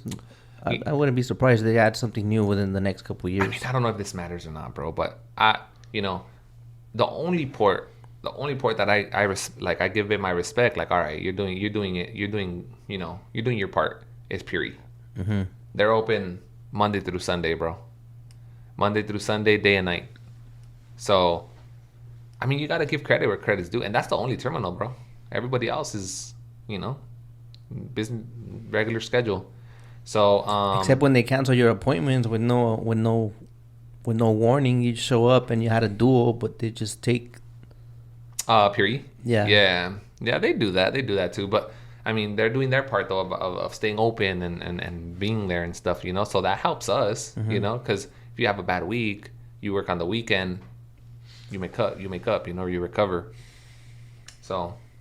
Can you picture what the mentality of someone is like that stands in that booth and takes a piss in there, standing up? Oh my gosh. How do they do that? I don't know, bro. Like, Is it like there's like cameras in there, like, some are missing, but I don't know. I would just assume that those are the ones that got stuck for a long time and they just take it out on the equipment. But dude, like, there's restrooms there, a lot of porta potties at Puri. Yeah. So I don't know. That's nasty. That is, dude. I still remember like the smell right now. Like, you know what I mean? Yeah. Yeah, that thing is, I don't know. And to not get caught either. I mean, Yeah. I don't know. That's something I do wonder sometimes at the ports. It's like, because I feel like whenever I do something that I shouldn't do, I mean, it's not like, oh my God, arrest me, but like it's Put something a booger on the button. like, it's like, I for whatever reason, I just feel like I always get like Caught. or something. Yeah. Like, and how, like some people, I mean, you just see like the stuff people do, and it's like, dang, like they just run with a lot of luck, I guess. Yeah. So, You get caught with your dick out like someone. Me. No, I was done. I got caught with the puddle right in front of me. And then they're like, "Oh, that's disgusting." We walk there, like, bro, chill. It's like, It's not like you lick your shoe. I know, Yeah. dude. Like, chill, bro. Damn. It was in between the aisles too. Like, it was not even. I don't know. Like, I was tripping. You, sir, have you shit in a bucket? No, Would you shit in a bucket? I don't think so. Oilo, oilo. No la ha pegado, dude. Right. I mean, I don't know. I mean, maybe someday or something, but for I mean, How do you do it? Mandatory? You always have to find a toilet? I mean, You do have a big sleeper, so... like either a restroom or like for example, when I'm rolling to San Diego, or when I'm at the accounts right there, like where you used to go sometimes in Buena Park. I mean, there's porta potties right there, so it's like, I mean, if from San Diego to the scale I need to take a shit, I mean, I'll stop at the restrooms at the scale, and I mean, they're usually clean. So I mean, They gave me shit for that. who did? The one of the guys there. at the scale. Yeah. Going south, right? No. No. Well, I mean, both have border potties. well- You're not supposed to stop there, or what? That's just for if you got pulled in and you're waiting for paperwork or whatever. I mean, out of service, you go around, you park there. So there's the bays or whatever you call them. Yeah. Then there's additional parking spots, like 5 or so, and across from that, that's the porta potty, right? Yeah. Yeah. Well, going south, I've never stopped at those porta potties. Because to be honest, I jump the scale every time when I'm empty. So I've never Cut that. No. No, but going to the ports. I mean, I would think it's not a problem because the parking spots that have the cones, those are for the people that get put out of service. So if there's like 3-4 spots with no cones behind them, I mean, I assume I could use those spots. So, and I just pull over, and I mean, I walk to the restroom, and I mean, I don't stay there for like 30 minutes, but I mean, just handle my business and then take off. They've never told me anything, so. What they tell you? Well, first of all, I would do that because I would, if Carb was there, I would go, right? Like, use the restroom, come back, then I would leave, and when I leave, I don't have to pass next to Carb. I'm on the other side, and I just merge onto the freeway. Mm-hmm. You know what I mean? Yeah. That was my little detour. Allegedly. Right? The time that I got confronted was because at this point, if you're out of service, eventually they come back and they check out your shit. Like, let's see how it looks. Let's see if I'll let you go now. And there happened to be one of them there when I parked next to them. Right? So it's a little bit of a like, oh, you startled me, but let me act tough and show my authority, you know? I was a little there's this one mechanic that it's like I haven't seen him in a long time anymore, but he put me out of service on my old truck, and he was just he was a little Boy Scout. Calls everyone Boy Scouts. He made me roll. So on our trucks on the Peterbilt, so it's like we have the windows and then the little small window on the passenger door. We have those tinted. At that time, I had already gotten pulled over for tints, so I had taken them off, but I didn't take off the one from the small window.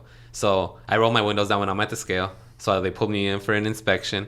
And when the guy was done with the inspection, he's like, "Oh, roll your windows up for me." I was like, "The fuck does that have to do with the inspection, you know?" And then I rolled them up, and they weren't tinted because I had already gotten pulled over. And then he's like, "Oh, just wanted to make sure you didn't have window tints." It's like, you're a mechanic, bro. Like, that's none of your business, you know? Like, if I get pulled over by a cop, I'll get mad. But it's like, all right, it's their job, whatever. But it's like a mechanic asking me to roll my windows up to see if I have tints. So then, what was he going to do? Go to the office and be like, "Hey, there's a driver with window tints. Go give him a ticket." It's like, To me, window tints, bro, that's the biggest fucking, like, fraud or scam there is. Like, what's the problem with window tints? Of course. I got a scenario whenever you're done. Okay. Obviously, too dark is too dark. Yeah. But there should be, like, a limit, you know, like, that they test if they want, you know, like, I don't know, bring out their freaking everything, and okay, you're good. You know, because I don't know, I don't get it. Their windows are tinted. You know, so why can't ours? They'll probably tell you what they told me when I was in my personal vehicle with a broken tail light. I was like, "Oh, that's interesting. You don't have a headlight. Funny you noticed it on mine. You should have paid attention to yours." He's like, "Write me a ticket," and then he left. Fucking asshole. but when I got stopped because I had the limo tint at one point, and he said, "Yeah, the reason this is a safety concern is because let's say you're at the light, for example, at the Shell, that light is active. You know, a lot of traffic there. So when you make that right at the crosswalk, this guy personally, he had to see something like this, you know. So now he's very observant of tinted windows for some reason, right? And what happened is that there was a pedestrian, and the guy with tinted windows, he made that right. So it kind of obstructed his view in a way at night. It didn't happen there. I'm just saying the scenario. He made that right turn, and in the nighttime, you know, with limo tint at night, it's like total darkness, you know. He didn't know the guy was back there, and he just like ran over his head, you know, like a watermelon, you know. Dang. So that's like how they see it, the ones that really do see it like that.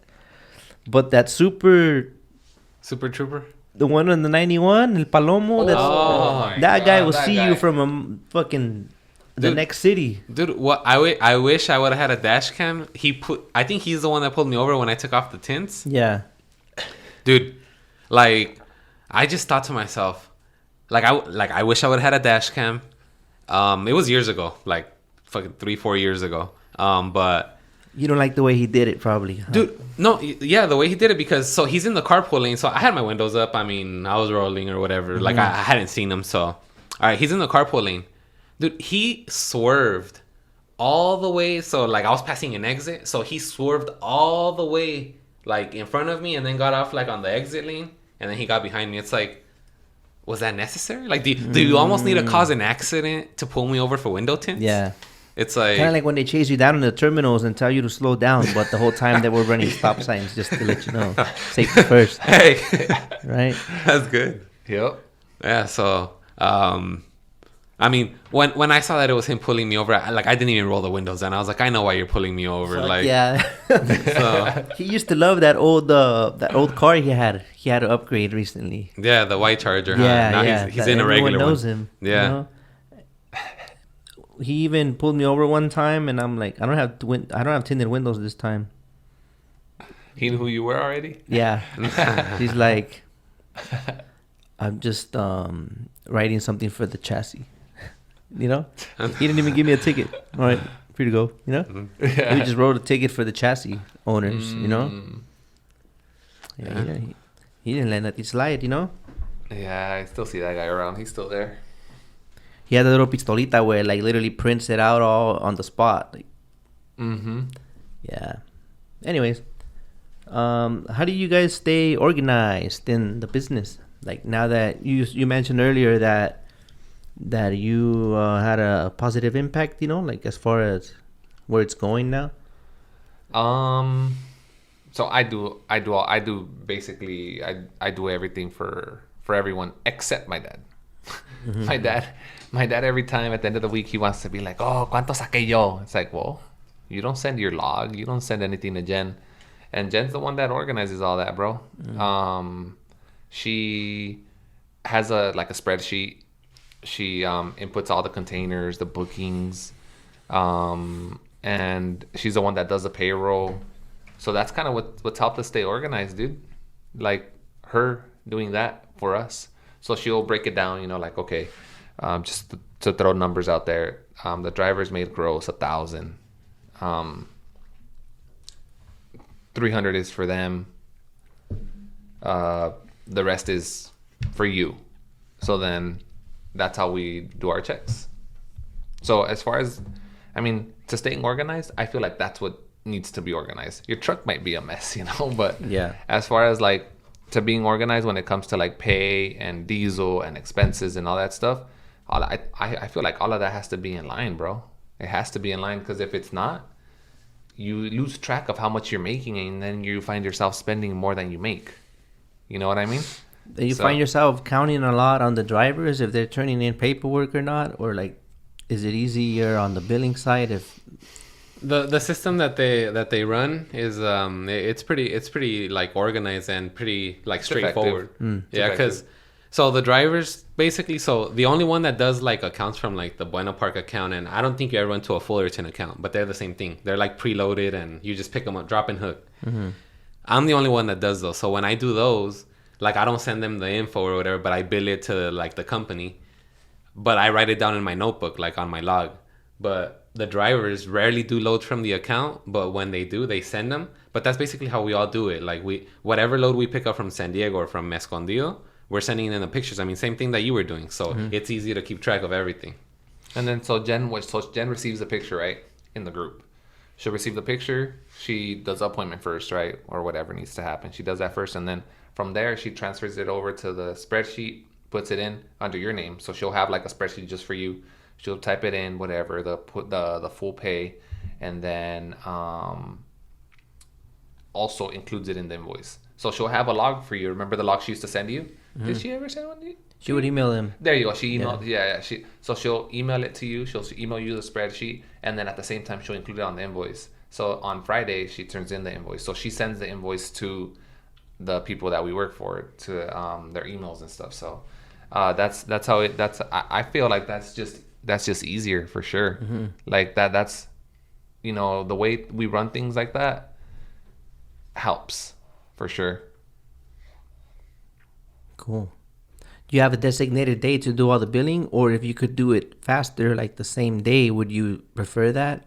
Well, the companies we haul for, one pays every week. The other one sometimes 2-3 weeks. Oh, so it doesn't matter how soon. It doesn't matter how soon we invoice it. Yeah, but we try to have 10 loads per invoice.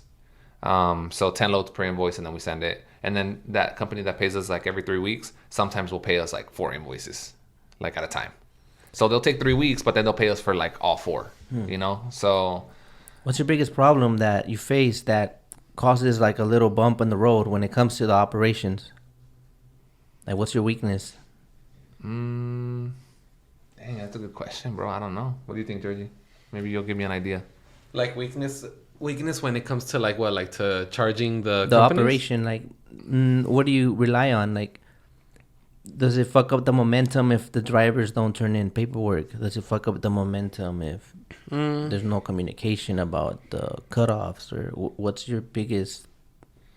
I think we heard that Giancarlo and Jen, I think they've been pretty good with that. Like, for example, so if the driver didn't turn in his paperwork, well then he'll get paid the next week. Like, he won't get paid for that load even if he picked it up. But it rarely happens. I mean, everybody, because since every harbor requires appointments now, I mean, every load you have to send the picture of your load. So it's like, if you don't send it, then you can't even deliver. Yeah. So I don't think they've struggled with that too much. Okay.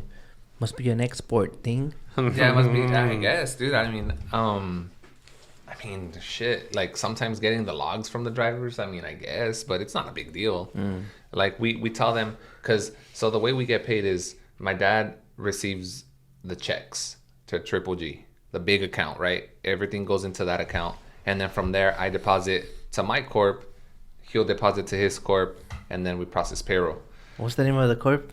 Hurry Up and Wait Transport. Yeah, I couldn't believe it when I got paid with that. I'm like, what? That's the name of the game, bro. Hurry up and wait. This guy's having fun. That's good, no? What do you think? Pretty unique. So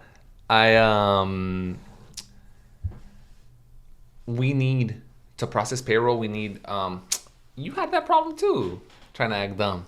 I used to have to tell you, hey bro, send your log, send me your invoice or your manifest, and you wouldn't say like that. I guess that, the drivers sometimes they sleep on it. I guess, but that's not a big deal. Once again, I'm sorry. No, and then this guy would he would hit me up and try to manipulate me and be like, I need to get paid every week. Writing down the time. Hey, you gotta speak up. But closed mouths don't get fed. So. If they agree, just do it. It doesn't hurt to ask, right? Well, let me ask you this. I'm doing the asking, homie. You are. But there was one time you told me, it came out of you, unless you're bullshitting, but you're like, oh, I called you. We were on the phone, and you're like, oh, how's my favorite company, or my easiest, or the easiest. How did you tell me? Do you remember you telling me that? Well, I must have said something very nice because I wanted something out of you after. No. It was. Well, look, you can tell us what it's like working with us or with me. Like, what do you think? Do you think we're easy to work with compared to all the companies you worked for, or do you think we're a little complicated? It was easy. What easy. Made it complicated is the terminals. Mm-hmm. Like the appointments. That's what I would fucking hate, bro. Like, because there's limited equipment, right? So I was already on track, like fucking blessed, like to have a chassis that I can stay married to. Yeah, I always tried having you on a chassis. You know? But the ports would fuck up the momentum. Or there literally be appointments, like I was smashing back from Escondido, like with the doblete. In English, that's a double, you know, two runs that day. A doblete. I wivu. And for a 1:30 to 2 o'clock appointment, a.m., what are the intervals? 30 minutes? Yeah. Like, right? 1:30 to 2. I'm like, cool, I got it. They're supposed to close what? 2:30? 2:50? Whatever? 2:30. So... Dude, this time the point is I get there within my fucking appointment time and there's cones up and it's closed. Mm-hmm. So you give us the appointment to show up and it's closed. Mm-hmm. The dentist, I'm going to take your tooth out today. Make sure to be here at 8 a.m. You pull up. Sorry, bro, we're closed. I know you had an appointment at 8, but it doesn't make sense. Anyways, I would hate that shit because fucking storage and all that shit, you know? Yeah. Because I was a freelancer, so I didn't have where I was parking at.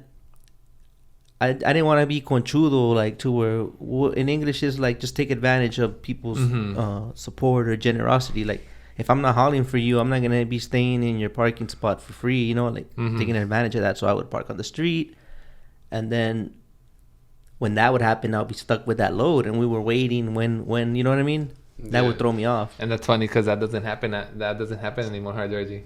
That doesn't happen anymore, bro. I just had some bad vibes on me or something. I don't know. No, because when you were going, remember, bro, when you were working with us, it was a lot of inspections, but I got rid of that shit because it was not working out. And that's one thing that if my dad was here, bro, dude, we would have clashed for sure. Because he was sold on doing inspections, and I was like, no, that doesn't allow us to run smooth. And then they don't even want you there early. They want you to go like, 30 minutes apart. Like, what the hell? Who does that? Like, I don't know. So I like to think that like I said, you've gotten a taste of me. You know, we're homies. I consider you a homie or whatever. So, but.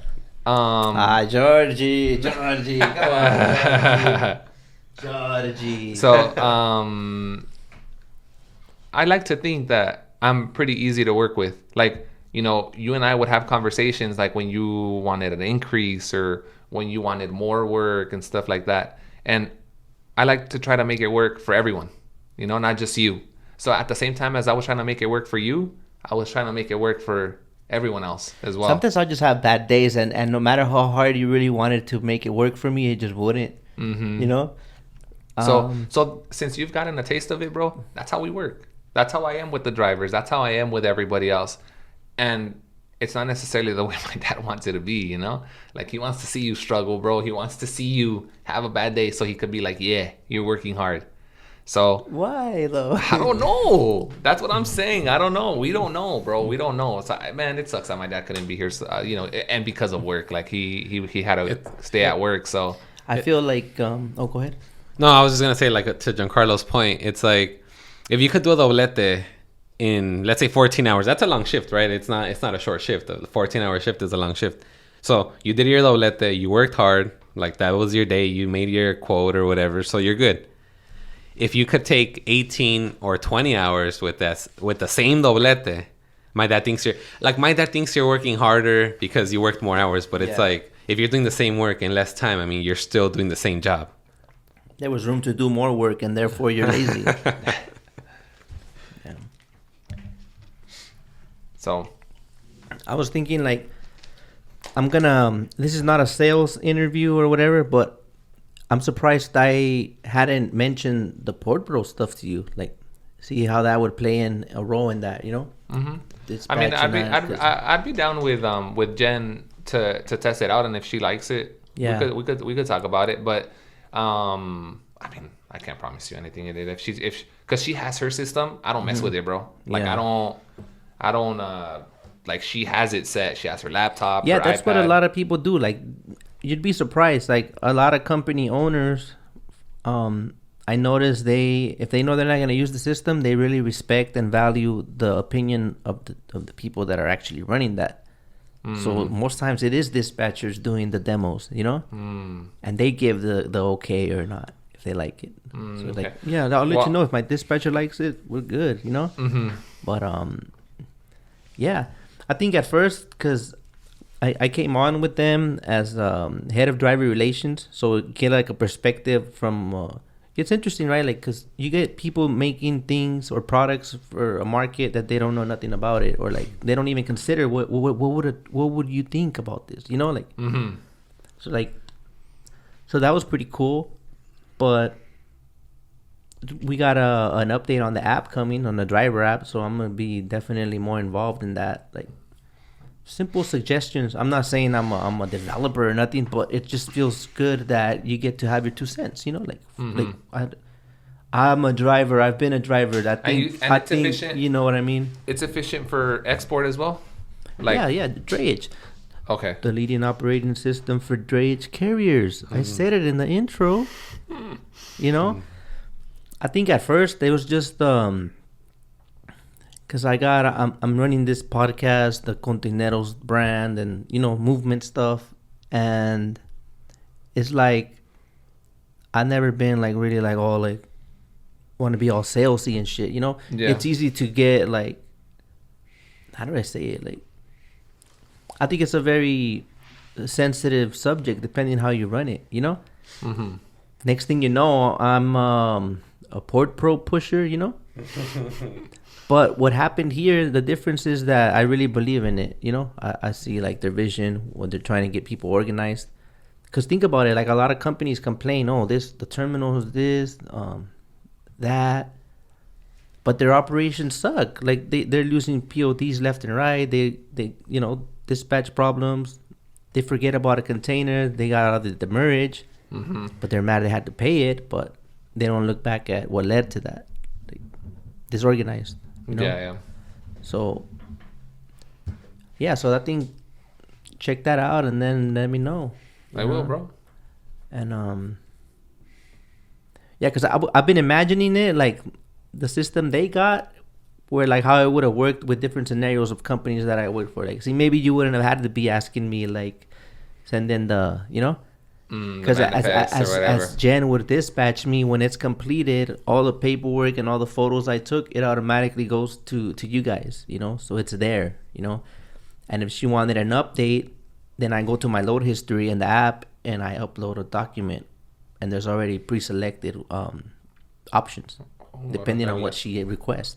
Okay. Last minute, if they're not receiving at PRE anymore, my dispatch in real time, it would change. It would put Buena Park Yard. Like, oh shit, it updated. I'm not gonna go waste my time at PRE. I go straight to Buena Park. That's less money that I'm billing you now for a dry run because you caught it. You know Before. what I mean? Yeah. There's a ton of other stuff, but I just wasn't confident enough to like talk about it like that, you know? Yeah.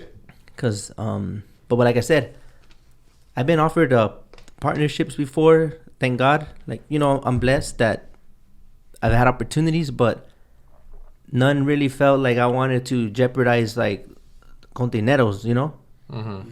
So with this, like, I guess if it matters to anyone, I vouch for it, you know?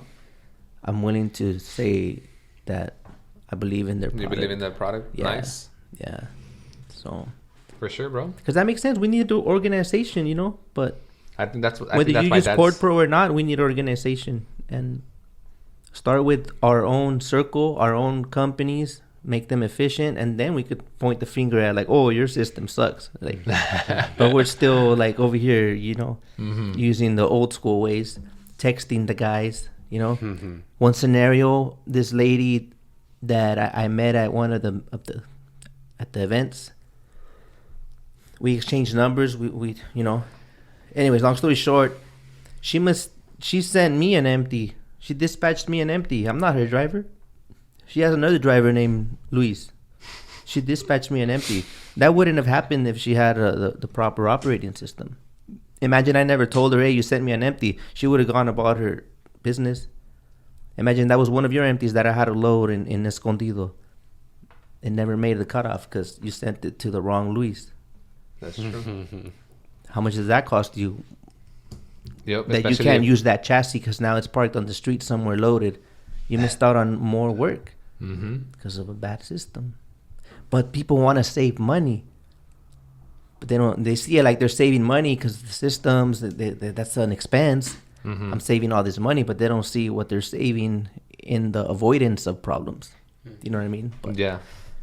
it's a lot of people, they don't want to change. Like, I mean, dude, it's new, you know. Like, if Jen is open to it, and then a lot of drivers have this. They don't want to be tracked and all that. They feel like they're getting tracked, but fucking Siri over here is interrupting, you know, left and right. You're talking about a blender. Next thing you know, you see it on your timeline on Instagram. So, like, yeah, are we really fucking, you know? I mean, not being tracked. Yep, that's true. Yeah.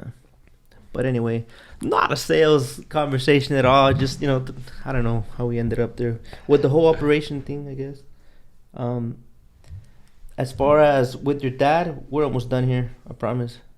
Poor Georgie's like knocking out. Yeah, I'm he's good. just stretching. Are we done? No, I'm good. What do you guys bump heads with on with your dad? Like, that he's stubborn. What don't we, bro? Yeah. When it comes to work, almost everything. We don't like. Look, we have a truck in the shop right now, and I'm telling him. It's just an example of the most recent example. I'm telling him right there with BNN. I'm telling my dad, let's just fix it. We've put a lot of money into it already, doing Mickey Mouses. Mickey Mouses don't work. Let's just fix it. They guarantee their work. You know, let's just take care of it already. Don't get things rebuilt. Don't get things refurbished. Just buy whatever they're telling you to buy new, and that's it. You know, we move on. We get the truck on the road. Sometimes, like, not that things that are rebuilt are not good, but I mean, we think certain things you do need brand new because OEM, some stuff, right? Yeah. Some stuff do need to be OEM. Yeah. So, like, for example, I mean, our trucks are still good and everything, but let's say the example with this truck, it's the cylinder 6 that's messed up, like completely messed up. So it's like we would need a new injector and stuff like that. So it's like we don't want a rebuilt injector because they're not guaranteeing that work because it's rebuilt.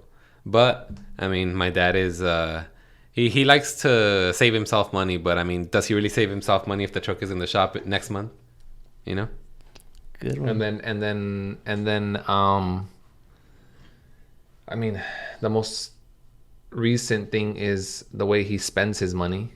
You know, he's trying to send his money out to Mexico when he has other compromisos here, you know. But is that his own personal money from what he makes with the truck when Well, you pay is him it- as a owner op, or is, you know, that's a Is little it well TMI or No. Is it his personal money, or does he still have a wife and a home to take care of and a truck that's in the shop to take care of?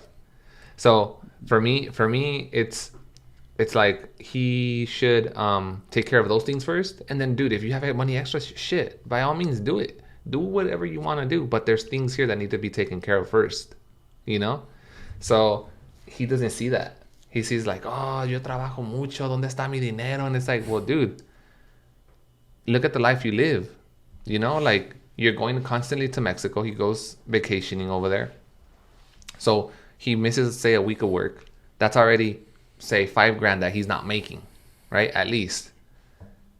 Plus however much money you spend out there, plus your flight, plus, I mean, it adds up. So then now you're behind that money. And to catch up, it's hard. To catch up to that money, it's hard to catch up to that money. So, I mean, it's just that, I guess, the way he spends, like he wants to, what do you say, Georgie? That he wants to spend money, but see the balance on the account stay up. Like, so say the balance in the account is $5,000. He wants to spend $3,000, but still see $5,000. How? It doesn't work like that. Well, how do you structure that? And I'm curious because if you run a business with family members, let's say there's 3 family members, $9,000 came in, you want $3,000, you earned $3,000, you weren't like, so you don't want to be in a situation where every Friday there's a certain amount in the account, but it also goes down to 0 when that gets transferred to everyone else. Like, how do you make sure that there's structure so that the account is its own entity and it starts growing? Recently, I suggested to my parents, which they haven't done, but this is a way of me trying to organize it, is open up a second account. Open up a second account because it's just one right now, right? So I was like, open up a second corp account, and so it's kind of like a domino effect, bro. We've talked about this already. My dad needs to send. My dad's the only one that does not send his log. He doesn't do it. So I know how much I make because I send my log. He sends his log to Jen. The drivers send their logs to Jen. So we all know what we make, all of us. The one that doesn't ever know is my dad. So I told him. Has it got to the point where it's so bad that because he doesn't know, then you can't bill it, and now it's like he did it for free? Yeah. No, it affects you guys. Yeah, like when he doesn't send me the papers from Escondido, like, I don't bill it. I don't bill it. So it's lost. Yeah. Well, I mean, we get it, but fuck, a month later, 2 months later, like, it is, it does get to that point. And it's like, it's frustrating because, he definitely wouldn't use the app. So I told him this past week, I was like, look, send your log to Jen, and every week you'll pay yourself how we pay ourselves. And whatever's extra will stay in the corporation account so the account can start building up. Because my dad thinks that he makes $5,000 in a week, that all $5,000 are for him. No, buddy. You got to put aside what you spent on fuel. Even though you're going to pay it in 2 weeks, put it aside. Because then in 2 weeks, you're going to get a fucking bill of $9,000. Yeah. And you're not going to have anything saved. So your full check for that week goes to the diesel. So it's like, you see what I'm saying? So is there a way to cut that? Maybe too many hands in the pot. Like, make a decision that only one person will be like. Well, no, that's why I told them to open up a second account. I told them to open that. I think that's the solution to it because I have 2 accounts. So I think that's the solution to it. So that way, if he starts sending his log to Jen, we could be like, okay, so you made $5,000 this week. Leave, say, $2,000 for diesel in the account because it goes out of the main Triple G account. All the diesel gets paid out of it. Leave $2,000. Yours is $3,000. Do as you will.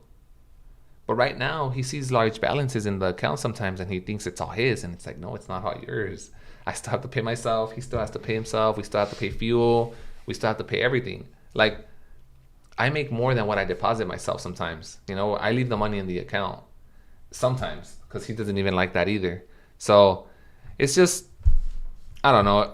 You think you guys should make a choice if you just start paying yourselves like employees instead of like owner operators? Are you paying yourself like owner operators? Mm-hmm. Is there a difference? Is there a reason why it matters maybe to pay yourself as an employee or as an owner op? I can't trust him with the money. Because the trucks are typically the assets of the company. So just make yourself employees, pay yourself a good wage. No, I mean, we technically do that, no? With, our corporation, we pay ourselves also, no? So that's basically what we're doing. We're paying ourselves like employees. So I have my own payroll. He has his own payroll. My dad has his own payroll. Mm-hmm. So I'm confused. So So There's a lot basically, going on. So basically, I used to It's get not one payroll for Triple G. So look, and just, no, watch. So I'll break it down to you. are you treating him like me, like an outside trucker? Yeah, But his placards are Triple G. yeah, at least two. His corporation is steering wheel holders. Inc. Right? Yeah. So, Oh, so okay. we're leased to Triple G. Yeah, we're leased to Triple G. Is there a reason you went that way? Was So this we could have control over our own payroll. Because we paid our trucks. We pay our own fuel. And we can't, like, how can I explain it?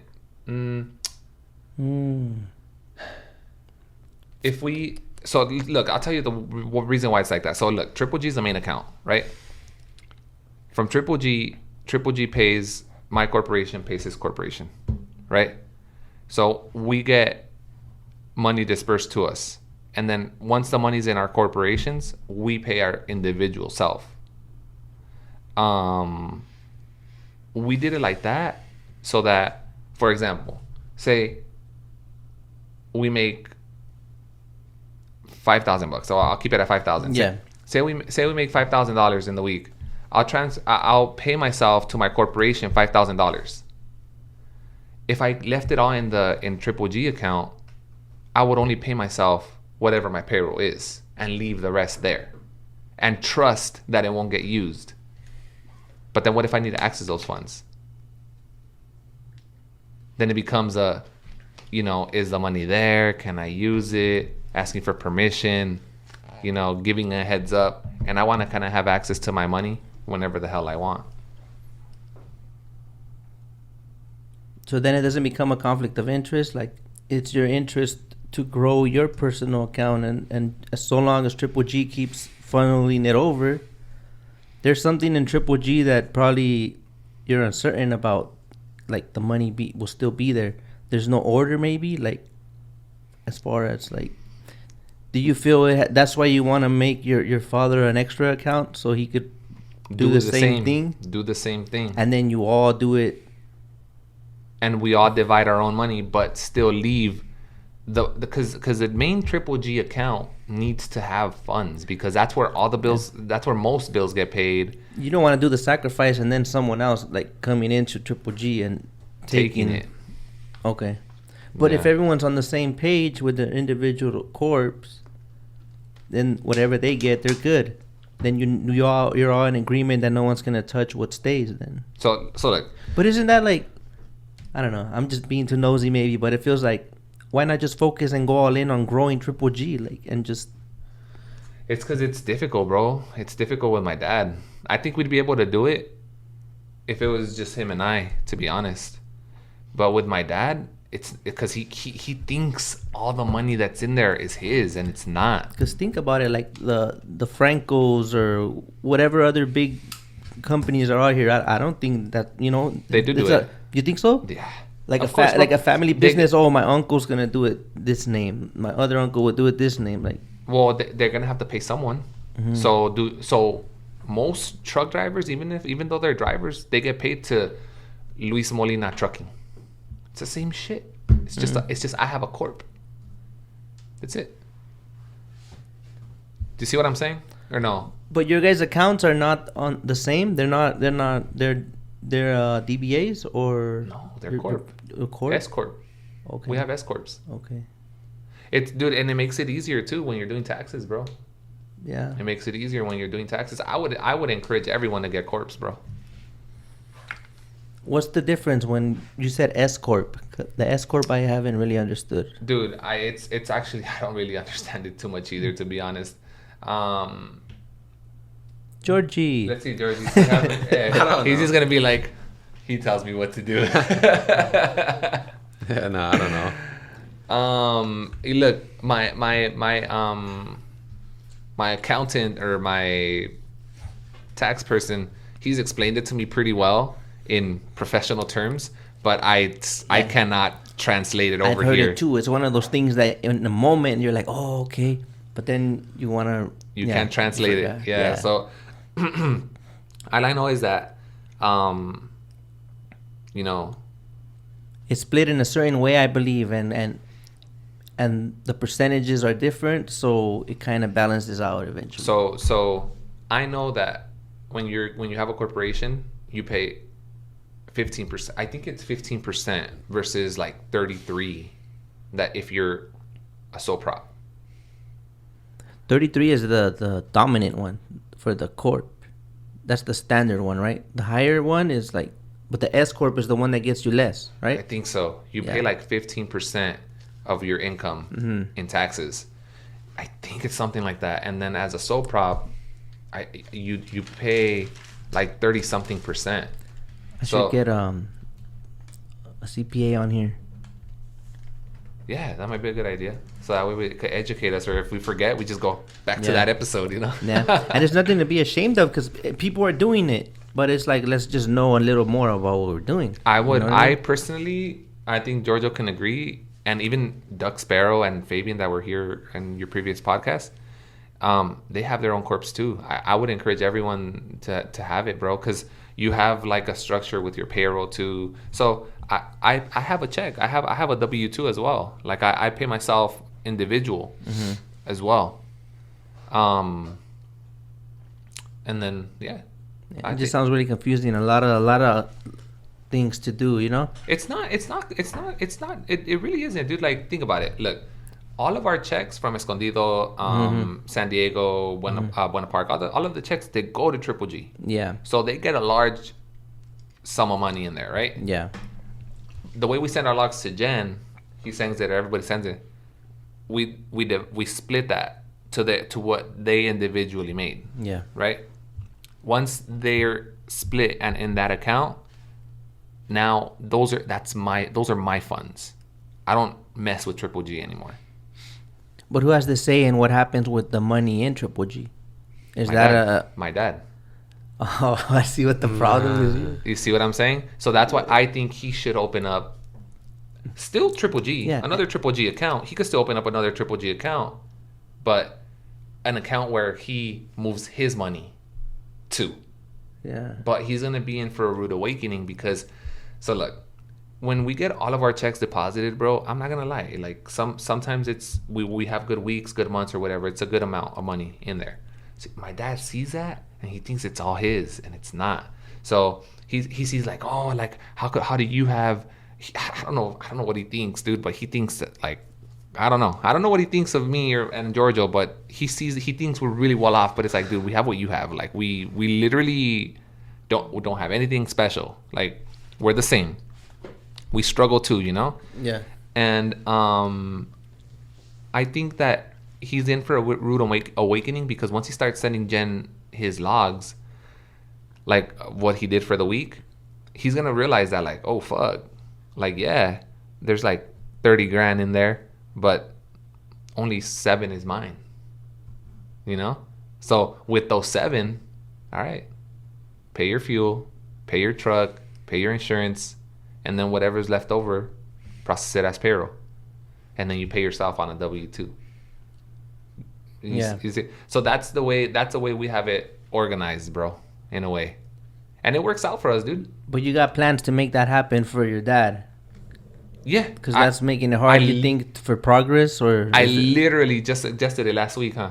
I was like, hey, mom, dad, you guys should open up another account because that's how we have it. Yeah. That's how we have it. It works for us, and it'll work for you. But I told my dad, you're gonna start sending Jen your logs so you can see how much you make, and you're gonna be in for a rude awakening because you think the 30 grand is yours and it's not. Out of the 30 grand, you got to pay him, you got to pay me, you got to pay the drivers, and you got to pay yourself. So that's what I'm saying. Like, I think that'll be good because it'll put a visual on things. Because he probably just has the impression that the money's always gonna be there. Like, yeah. so he has access. That's a to good it. idea. That's a good idea, right? That's what Yeah. I think. So I'm trying to get him to do it, but I mean, dude, old school, man. Yeah. I'm telling you, dude. So he tries to. You would never. This is a hard question, but you would never ditch that operation if you saw that you couldn't get nowhere. You couldn't get him to reason. Nah, bro. No. Triple G's our baby, huh? When my dad retires, bro, like I have my own corp and everything, but I mean, triple G is our main thing. Triple G is our main thing for sure. And I mean, Literally, my corp is just for payroll. Yeah, same here. And I mean, once my dad retires, I mean, we'll be like in charge, I guess you can say, of like all the payroll stuff. So there won't be any confusion or any like, you know, like it'll just be like triple G will be our main thing still, because that's where everything gets built. Like Giancarlo said, also diesel, everything. Yeah. So it would just be a headache to transfer everything to like a different one, or like him individual, me individual. It's just why. Just to give you an idea of where my dad is at sometimes. Would he trip if you put him on salary? Yeah. Yeah, okay. He suggested this one time, and he was serious, huh, Georgie? He was like, oh, how about 1 week, all the money's for me. And then the second week, all the money is for you. And then the third week, all the money is for Giorgio. And I take 2 weeks off after my week is up. So that's where his mind's at. I'm like, Dad, like, sounds good though. How is that gonna work? I was like, it's not gonna work. You see what I'm saying? So that's just how my dad is, man. We love him though, for sure. Yeah, this is not bashing on him. This is just putting to light what goes through company businesses or family. Family businesses. Yeah. So it's just a lot of little things like that, bro. I mean, yeah. You said retire, but I don't think he wants to retire anytime soon. No, kind of, huh? Like another 3-4 years, I think. Yeah, he wants a little bit more. You think, or what? No, well, he's gonna be 63 this year, so I think he was talking supposedly about possibly retiring at the end of the year from the harbors, but getting loads like for out of state and stuff like that. He won't do that shit. I don't think he'll either. But yeah, I mean, 3 more years, like 3-4 more years max.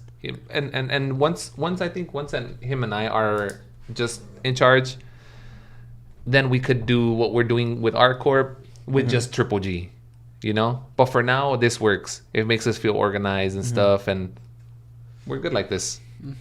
Yeah. How does tax season look for you guys with all those corps? Well, my dad processes triple G taxes. I process my hurry up and wait. He processes steering wheel holders. You guys are funny. And I mean, fuck, well, we have to pay, bro, like everybody else. Yeah. Like a lot. But now Triple G got the concessions, or what happened with that last time when I was, Everything's with Triple G, bro. Everything's with Triple G. You're good now? No more extra fees for... Nothing, bro. For paros? Nope. Nope. So... I mean, nothing's free in this world, so I'm not saying that's a bad thing, but it was time to move on, huh? Yeah, dude. We finally got it done with Triple G. It was hard because my dad's so unorganized. He had some things under Isaias Mondragon, DBA Triple G Trucking, some things under Triple G Transportation Corp, which is the corporate, the official corporation name. Insurance was under Triple G Trucking, but we are the Triple G Transportation Corp. So our official name, like legally, I guess, is the Triple G Transportation Corp. But on our stickers, on our doors, it said Triple G Trucking. So we need to update that to Triple G Transportation instead of Trucking. So it could be how our permits are. Okay. So my dad he had all that messed up, bro. So when I submitted my concessions, they obviously take a look at all that, and they're like, dude, this is like, okay, so who's this, who's that, who's this? And we're like, oh, well, that's all us. He's like, no, your EIN has to match, your paperwork wise, everything has to match. It can't just, your insurance has to match. It can't just be like this. The decals have to match, or is that just personal? Decals have to match for a CHP. Okay, but to go ahead in the ports, no, for the ports, nah, or at least not that I know of, not that I think. I mean, I don't think so. I think it's funny because right now that you brought that up with the concessions, how that one person, there was one post you posted in your Instagram, how like someone said like, oh, I'm interested in getting concessions or like getting into the port, and nobody replied to you. Right? I felt that, bro, because that's how I was, dude. Nobody helped me really. There was one guy that did, and without him, I probably wouldn't have done much, huh, Georgie? With his name's Freddie. Bermudez, Bermudez Transport, I think is Salvador. It doesn't ring a bell. No, well, his brother, he helped me a lot because he was getting his at the same time. But I'm sure he could say the same thing. Nobody was really helping him, so it was like he was helping me, I was helping him, and we were helping each other kind of get it for his dad, So Yeah, people think that you're gonna come in and fuck it up. I think they like protect it, like, because they see how people are cutthroat. Yeah, I've been hit up by multiple people, not just one. Like, oh, what do I need, or what do I need to do? And dude, I tell them. I mean, I don't have anything to hide. Like, to Let's me, do a quick summary right here, right now. of what is needed. Yeah. So basically, the main thing that you need is to get the concessions agreement from the LA and the Long Beach ports. I wish I had that info for you, bro. I could probably just share send it your to that because as Jen, well. Jen has it. Jen has it. Like, she has that all of that, right? So you just request it, bro, and then they'll email it to you, and then it's a PDF. So you print out all the papers, and then it's just basically fill it in, dude. Your company name, your permits, what else? Insurance. Scat codes. Scat code and all that stuff, and the scat code's super easy to get, bro. Yeah, Scat same code is day, like $80. I think it's like 77. So yeah, $80. So it's like $80. Scat code's super easy, and then you need to do an UIIA account. I'm not sure what it's abbreviated for, but all I know is that that's for the equipment. So like if you're gonna get chassis, flexi vans, DCLPs, all that stuff, or like the container lines, you need to make an account with them, and they need to verify your insurance, because your insurance has to be able to cover their equipment. So So the UIA has all the equipment providers under one roof, and they get like the master file would be like your insurance certificate, and they just make sure that it's compatible with all these EPs. They're supposed to, but we would still, at first, huh, Georgie, we would go to the terminals and they'd be like, oh, your MSC agreement is expired. And it's like, dude, we just got the concessions. How is it expired? So it's just basically, it'll set us back, but we didn't mind doing the work. We just had to call in, hey, can you please update our file, because we just got our permits, we just got the insurance. And they would just go, all right, go back in 10 minutes, and there, we're good. Oh, it's not as easy as just checking the box under MSC. No, it was checked. Oh, it was checked under the UIIA, but they had to MSC. Oh, you still have to contact them. Yeah. An email. Yes, okay. Contact them. So let's say Mediterranean still has to go into the UIIA and verify. Oh, okay, yeah, they're good. Boom, you're good. So it's a hassle, like the first month or two, getting everything, or until you go through every line. Hyundais, MERS, MSCs, until you go Yangmings, until you go through every line, then it's fixed. But if you're pulling nothing but MSCs for a whole month, you won't fix the other lines that you need to fix. But just going through that experience, to prevent it in the future, you might as well do all the ones that you're very likely to use, right? Right. So, but we didn't know, no. But like I said, nobody helped us or whatever. And so basically, it's filling out the concessions. You do have to pay. So the concessions is the agreement. That's the actual agreement, and you have but you only get one. One what? One concessions agreement, or you get one from each? For Long Beach ports, and LA ports. So you get two separate packets. Okay. Yeah. So one, I'm not too sure which one, because Jen is the one that mainly did all this, to be honest.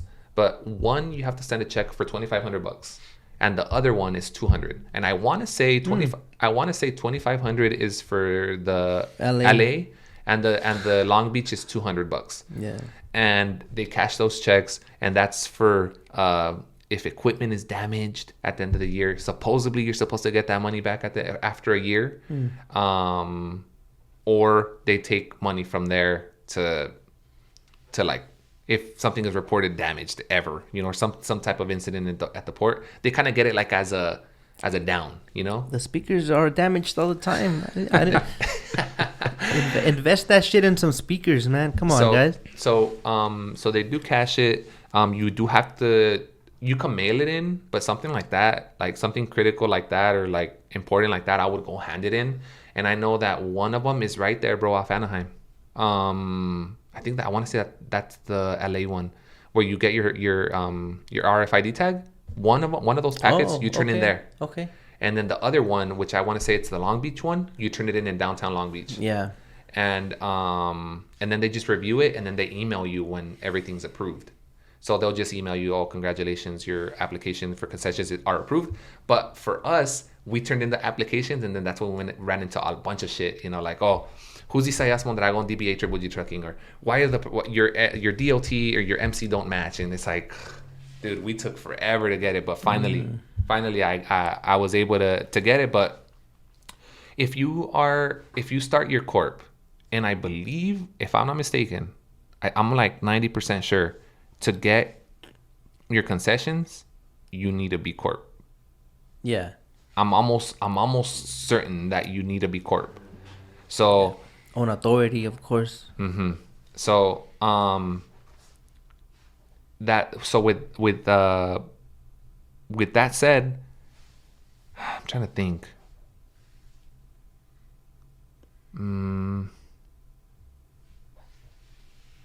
Yeah, so you need to be incorporated. So if you're starting up your corp and you're getting your permits, like your own authority, you know, your MC, your all that stuff, it's gonna be easier than it was for me because you're gonna have everything already in order. For me, I had to go back and fix my dad's permits, contacting the insurance, CHP, you know, even the IRS, because the EIN wasn't even matching either. So it was just like I had to contact all of that. But if you're starting fresh, it'll be a little bit easier because you'll open up your MC, your DOT, your CA under your corp, all in line, everything good, everything in order. So when they verify, they just approve you.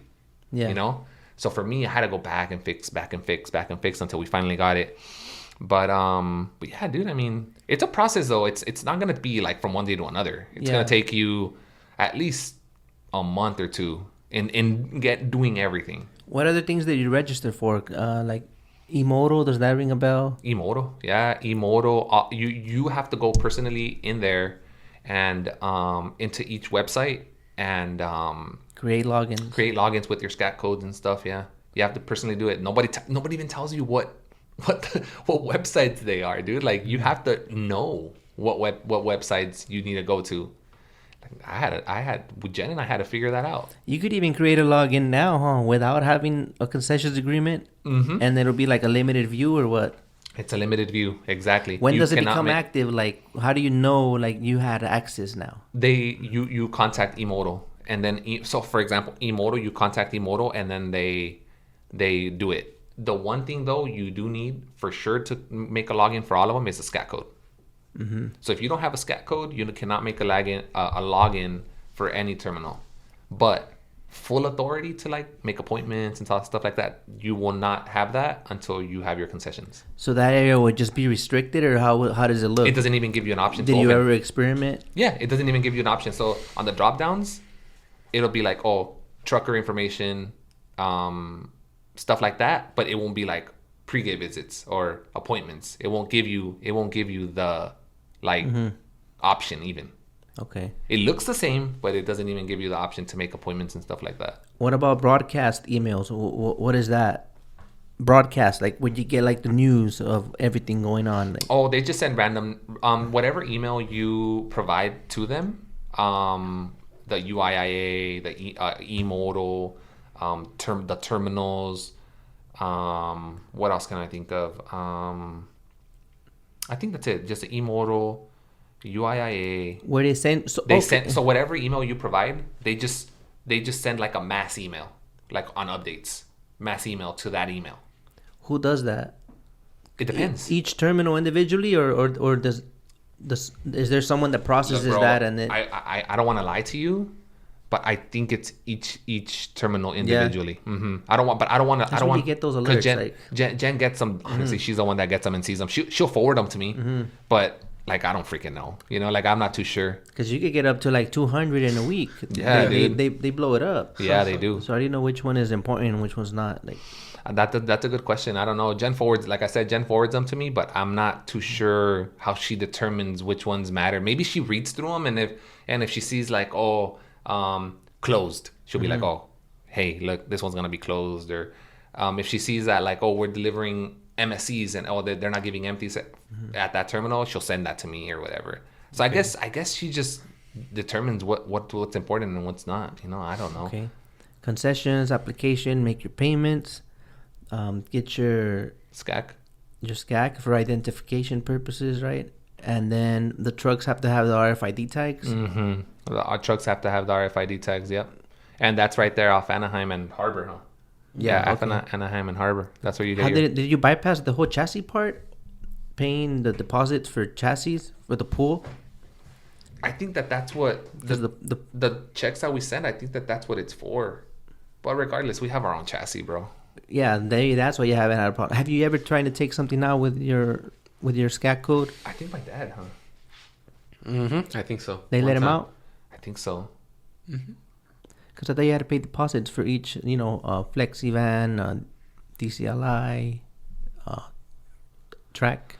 Maybe nothing, dude. I don't know, bro. That's okay. That's that's a question that I won't be able to get to because I just roll with own chassis, bro. We're blessed. I mean, we made it a point too to let my dad know that we don't want to roll with the Harbor chassis. It's a bad if we get access to the port chassis, that will be the downfall for us probably, because my dad will go crazy.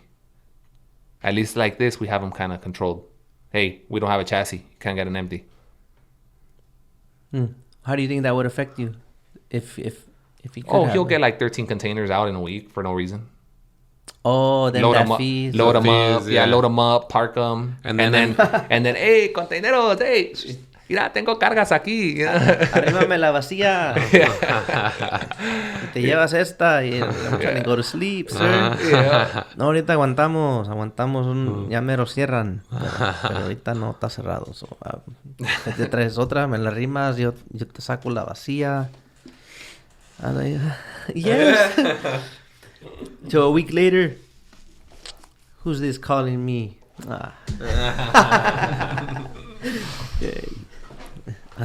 Allegedly. But okay, that's a big ass list, man. So e-moto, we're almost done because my stomach is growling. Yeah, and I gotta take a fat ass leak. Damn. So e-moto, you did an e-moto account as well, right? And that, what's the importance of e-moto? Just to, what does that monitor? That the RFID tags are good, that your truck has the green light. That's it. Yeah. And that your clean trucks are paid, the clean truck fee. Oh, you also have to include your truck on the, what is it called, Georgie? Port drayage truck registry. Yeah, you have to pay $100 for that. And it's valid for a year. Yeah, it's a fee you have to pay every year. One for each side. Port of LA, Port of Long Beach. Yep. And it's due a year after the day that you pay it. It's not like a specific, like every 1st of January, everyone pays it. No. Yeah. So yeah, that and the drivers. E-moto monitors the drivers. So you have to add the drivers, driver license, and then the truck they drive. And if it's not updated there, it's not updated in any terminal. This is where I'm gonna add something, because guys confuse that. Like some guys, hey bro, like how do I do loads from the port? And sometimes they don't specify. Do they mean like you with a concessions agreement, SCAC code and everything, or do they mean like in a literal sense, like go in there with their truck and pull a load out for someone, right? And for that, I want to say, anyone that has a truck that is eligible to enter the ports can simply go buy an RFID tag, right? At that spot, at the drayage truck registry, right? Right. Let's say I'm new to this. As far as I get my truck, I want to lease on to Triple G. I have an RFID tag. What's up? Can I put your permits on my truck? I have to include you to e-moto. Okay, how would that work? I need your driver license, registration, insurance, and the TWIC card. No, I don't think you need the TWIC card.